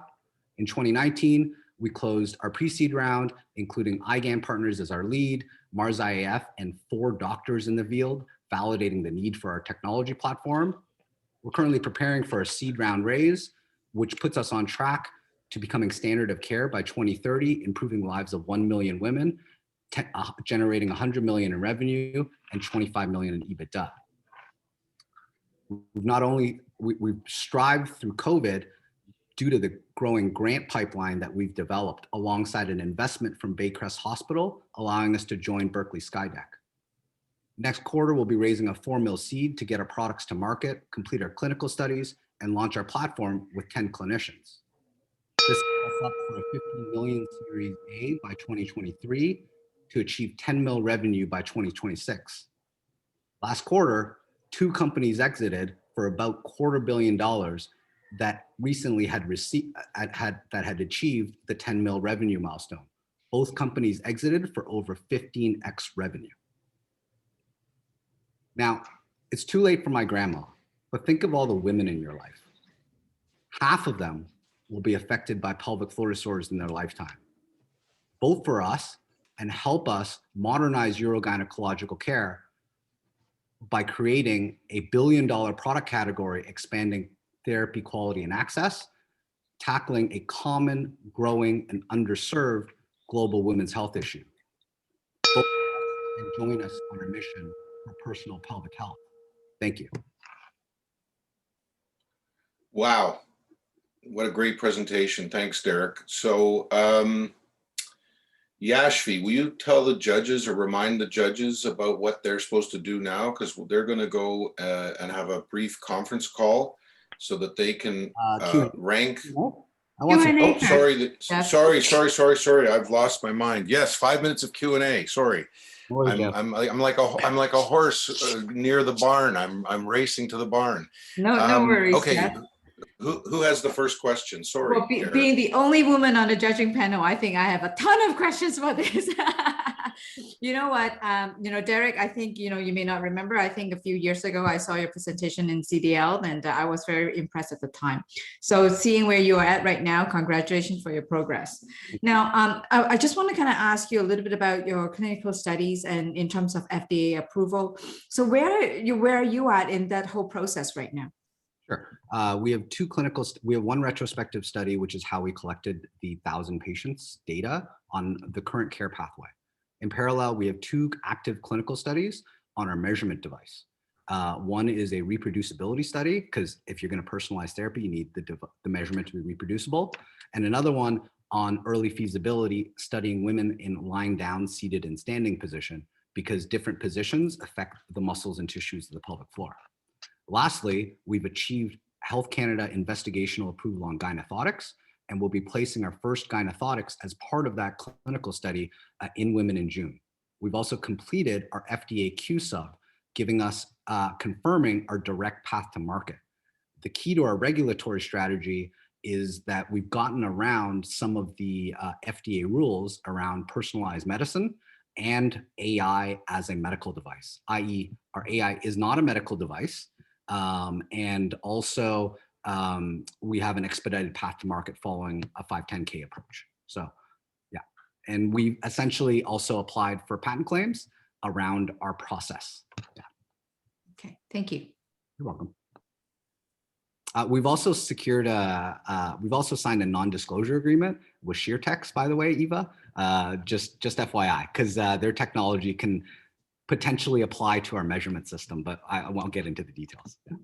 Let me just tell you, today they have many, all the companies I think have, great potential. This one, I just have to kind of like say to you that not only this is a massive market, basically every woman in the world eventually probably will need something like this, but you're actually going to be changing a lot of people's life. I just want you to walk away from this presentation knowing that you have done something and you are doing something that's really life-changing to many people need it. Thank you, Eva. For me, it's one of those things that, turning my grandma's story into a silver lining is kind of one of my goals with COSM. So thank you. Hi, Daryl.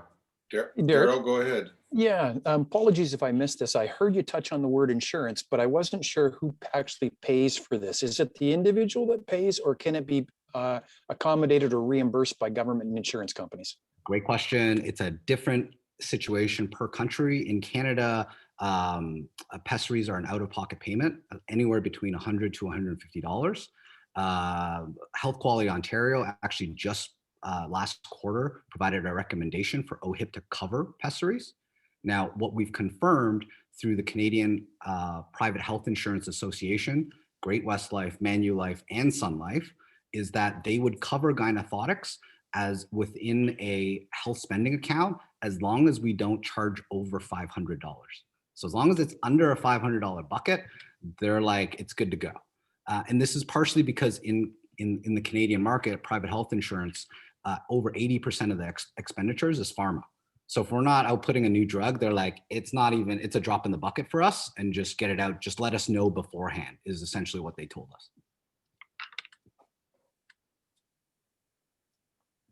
Do you want me to share the US situation? We have one.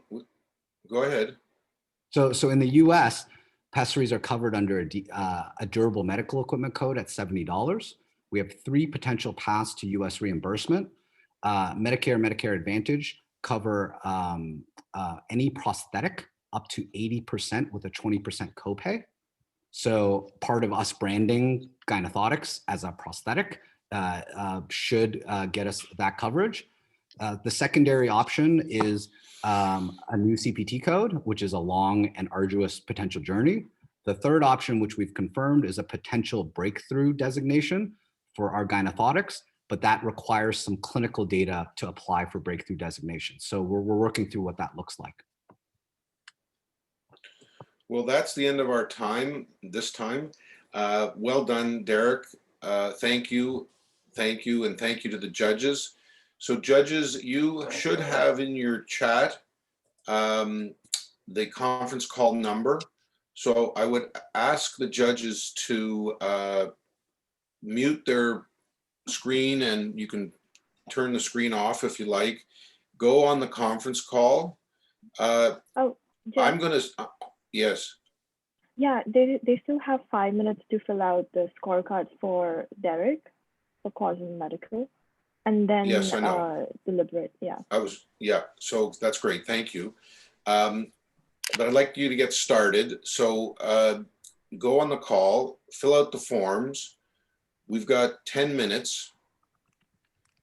And what I'd like you to do at the end of the process, I'd like each one of you to rank these companies 1 to 5. And then I'd like you to collaborate and come up with a communal list of 1 to 5. And Yashvi, you're going to go and help moderate and officiate that, and I'm going to stay here and move our agenda along.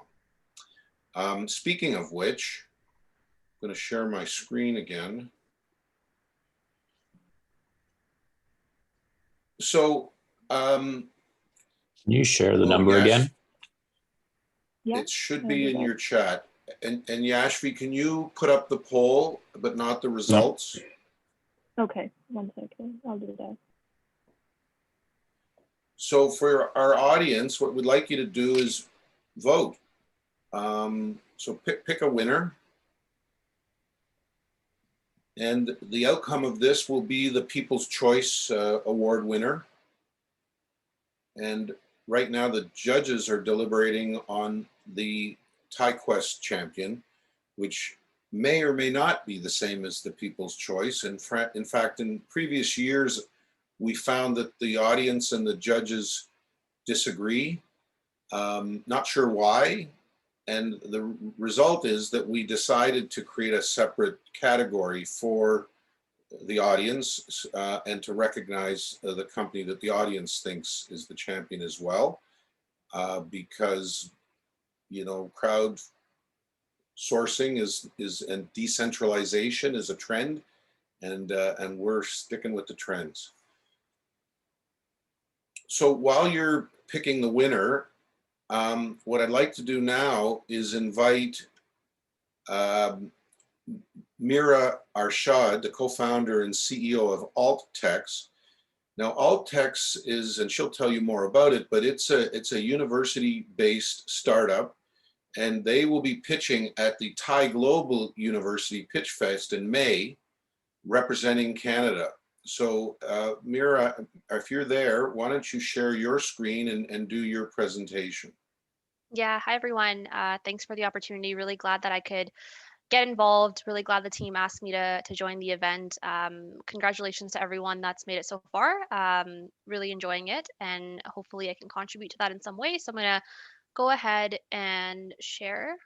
So I think, Jeff, you might have to stop sharing. There we go. Okay, so really excited to tell you all a little bit about AltTex.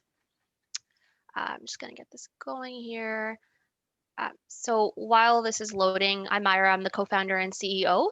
AltTex is a Toronto-based biomaterial startup, and we're essentially creating a more circular, sustainable, and biodegradable polyester that's carbon neutral and biodegradable. So not many people realize this, but fashion is actually one of the most polluting industries on the planet. But more specifically, the largest and most polluting subsector of fashion manufacturing is actually polyester. So it's this plastic, fossil fuel-based fabric that's found in 65% of all of our closets right now, and it's really leading fashion's carbon footprint. Now, despite the rise of conscious consumerism, where 60% of consumers are now indicating a willingness to pay more for the clothes we wear, and despite the growth of the sustainable fashion industry that's grown 500% over the past 4 years, polyester is still the subsector that lacks fully recyclable, fully biodegradable, fully circular solutions because of its very difficult mechanical and performance durability properties that are so difficult to replicate but are so loved by everyone, and the reason why it's in so many of our clothes. So at Altex, our waste to wardrobe solution solves this problem by engineering what we truly believe is the world's most sustainable polyester alternative, created from one of the world's largest landfill contributors, which is food waste. So our circular model is essentially a three-step process. We take large-scale post-industrial food waste that's rich in sugars and starch. It goes through our novel fermentation and synthesis process to create a bioplastic. We then reinforce the bioplastic with our novel composition of additives and nanocomposites to give it polyester-like properties. And the final fiber that we then manufacture is then turned into fabrics through our partner textile mills from across the world for it to be sold under the Altex brand as Altex fabric. So the result, once again, is what we believe is the most sustainable synthetic fabric alternative to polyester with that polyester-like performance that's so loved by everyone. It's biodegradable and carbon neutral, really tackling the circularity and waste problem of the fashion industry. Competitively speaking, it's also cost competitive versus other luxury and premium sustainable fabrics, given the cost-free feedstock, which is food waste once again. It's also highly scalable. So we've managed to create this fiber in a way that it fits into the existing supply chain of the textile manufacturing industry. So it's a plug and play. It can really scale as much as polyester scales, all while offering a way more circular alternative. And equally as importantly, the environmental impact of a single shirt created using Altex fabric can divert a kilogram of food waste from landfills, 9 kilograms of carbon emissions from the air, and 4 grams of microplastics from polluting the ocean. And obviously, that need for that impact is more relevant now than ever. So governments across the world have been banning single-use plastics and just plastics in general. When we realize that 60% of the clothes we wear are made of plastic, we're going to need a polyester alternative. We've already seen government policy shifts with the EU pledging to recycle or biodegrade half of textile waste. The industry is moving in a similar way, where a third of it has signed the Fashion Pact, committing to zero carbon emissions. So really exciting and timely space to be in. So I'll go over some of this just for the sake of time. I'll skip over it. So essentially, once again, what we're doing here is we're a business to business model. So we're essentially selling our fabrics priced at about 15, maybe a little bit lower than that, depending on volume, yards that goes directly to the fashion brand. We then take the fibers that we manufacture in-house and have them manufactured into fabric through our partner textile mills from across the world. The garment is then handed off straight to the fashion brand rather, where it's manufactured into the garment, and it's then sold through the final brand with the appropriate made with Altex signage. And the goal really here is to build that very strong brand that communicates this message, and immediately the consumer knows if I'm buying this Altex shirt, it's diverting this much food waste, this much carbon emissions, and so forth. So I'm going to skip over a little bit of the stuff because I talked about competition, and just wrap up with kind of where we're at now and what the journey looks like. So we've been at this for about 1.5 years. At this stage, we've successfully created our first fiber from food waste. We're in the process of now closing our first financing round and getting that manufactured into a fabric by next year. We have done very well with non-dilutive funding through similar competitions like this. So we've been at about $200,000 in non-dilutive. That's held us off for the past couple of years. We also have LOIs from brands who are looking to co-launch this with us in 2022, as well as enough food waste from large food manufacturers secured to manufacture 500,000 meters of fabric, which is enough to fulfill demand for the first couple of years. So I'll stop there. That's a bit of an intro in terms of what we do. Once again, I'm the CEO and co-founder with a family background in textile manufacturing, formal background in corporate sales and marketing, and the ladies here, Avneet and Samantha, really know what they're doing on the science side. So I'll stop there. Thank you again for giving me the opportunity. Really, really great to be a part of this.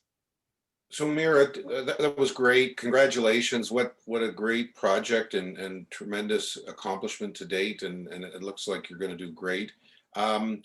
just share with everybody just quickly about this competition that you're in and sort of how you think it's going to go and who you're competing against? Because we want to, we want to cheer on the Canadian rep. Yeah. So I think the competition is still a little bit young, so I'm actually not familiar who the rest of the competitors are. We kind of came into this a little bit late. We entered the Thai world a little bit later, so we're gonna find out. But I've done a lot of previous international competitions, and they're just the best ones to do because the competitors are so diverse and the talent pool is so diverse. There's so much to learn from them every time. So really looking forward to finding out who they are. I'm sure the competition will be stiff. Yeah, but I'm sure you'll do great because it was a great presentation and it's a great product idea. So congratulations and good luck. So next we have Saray, the founder of LSK. And Saray, you can share your screen. So LSK Technologies was last year's winner. So this is really an update. I've heard and kept in touch with Saray and heard her updates from time to time, but this is an opportunity for her to share with the Thai community what's happened in the last year. So welcome, Saray. Let us know what's going on.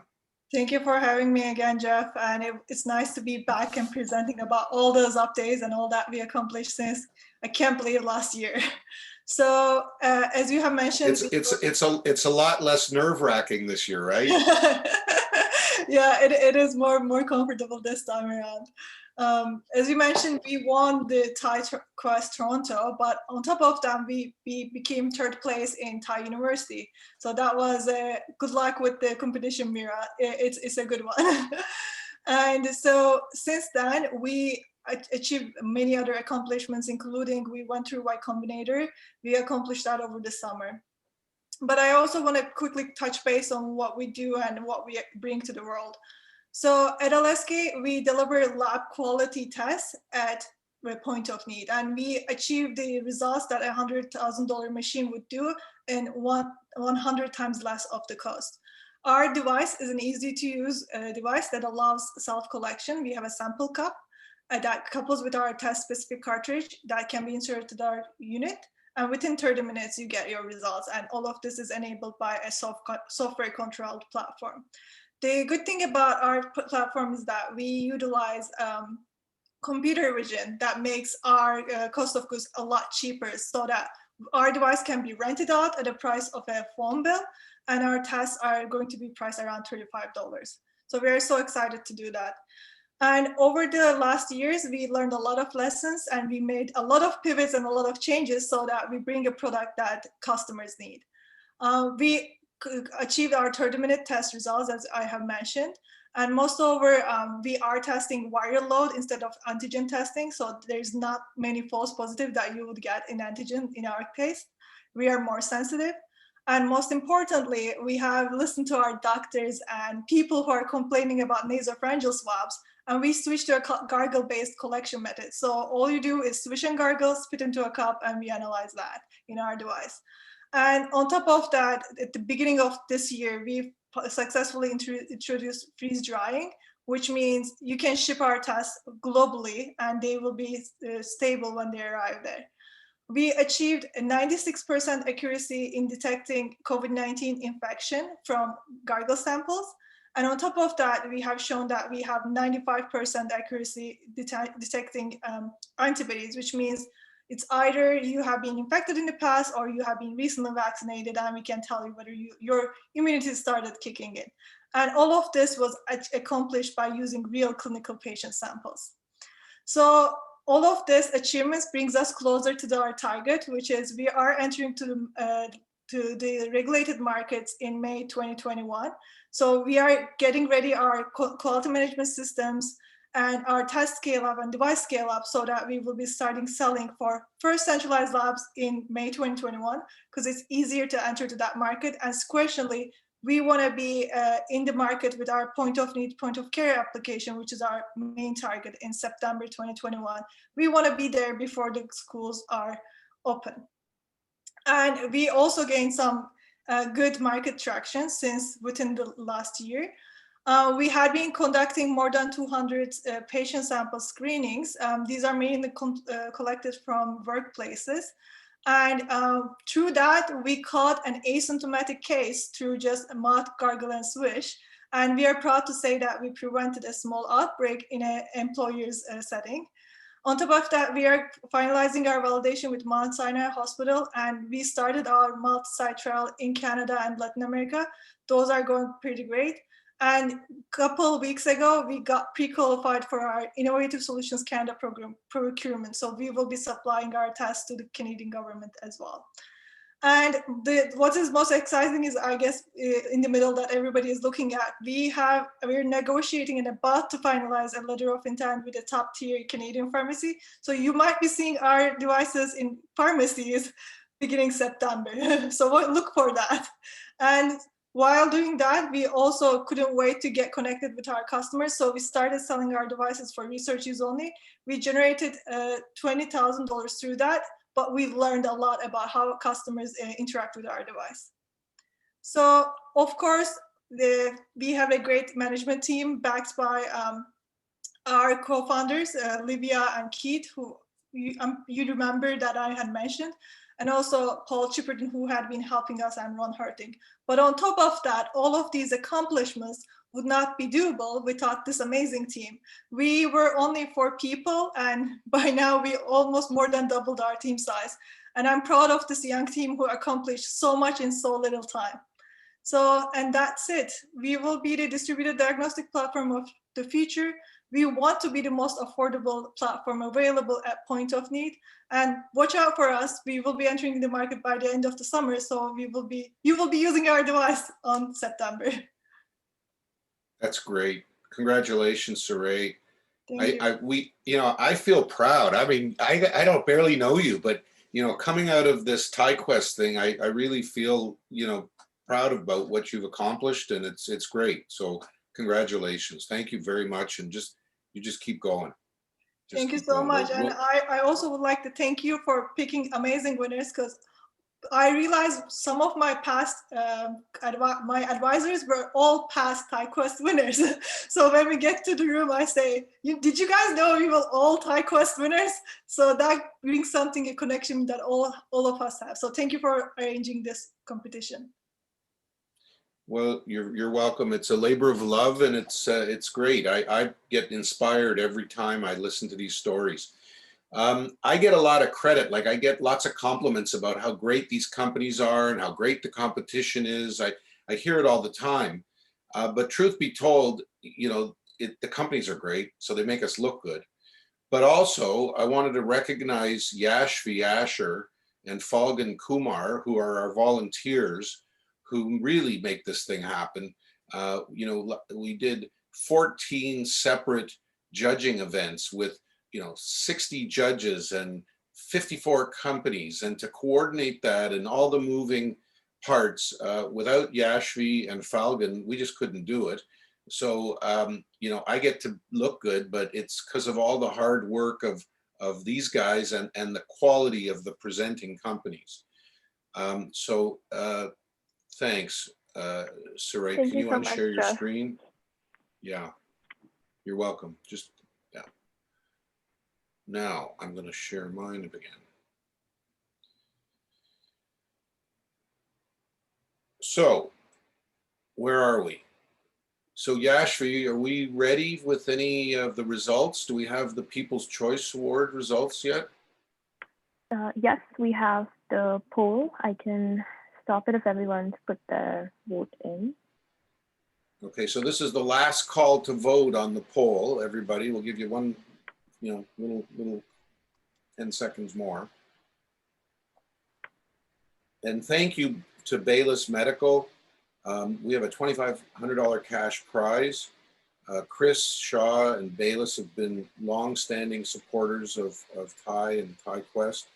And so many of our sponsors have been back year after year, but Baylis is always there when we need him. So thank you, Chris, and we really appreciate it. So Yashvi, let's see the results. Drum roll, please. So the way I read it, the People's Choice is Causa Medical. Congratulations, Derek. Yeah. Normally I'd have this like giant check, but instead I'll just wish you well and congratulations. And wow, that's great. Congratulations. Thank you, Jeff. So, Yashvi, how are the judges doing? Do I have to stretch or are we ready? Yep, we're ready. I'll send the results to you. Okay, I'll check the chat. This is exciting. No, that's the poll.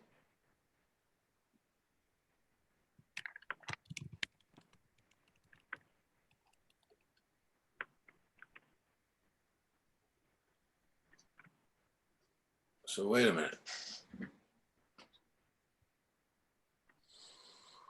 Well, I guess I'm going to do it in reverse order. So in 5th place, Black Box Global. In 4th place, Quantavici. In 3rd place, Scope Photonics, which leaves Cosm and Chimera. This is where the commercial break happens, but instead I'm going to tell you that our champion this year is Cosm Medical. Congratulations. All right. Woohoo! Wow. And again, I wish I had the big check. I wish we could, hug and high fives, but we're in a pandemic and Sarah's test isn't out yet, so we're stuck at home. So, well, listen, congratulations. I want to congratulate all of the presenters. I mean, listen, this is an impossible task to try and pick a winner out of these incredible companies. Any one of them could have been the champion. This is the first time in many years that I can remember where the people and the judges agreed. So that's interesting. I want to thank again our judges, Eric and Eva, Matthew, Daryl, and Chris. Great questions. You had them on their toes, but great suggestions. And Eva, like, you challenged them and I loved it. Thank you to our sponsors, Fasken, the Royal, BDC, BDO, the City, Startup Here, Toronto, Baylis, Bond Consulting, First Angel Capital, OCI, and the Biz Planner. Without them, we just couldn't do this. Thanks to Yashvi, thanks to Falcon, thanks to all of you people for joining us tonight. It was nice to see such a great crowd. And that's it. We'll see you again next year.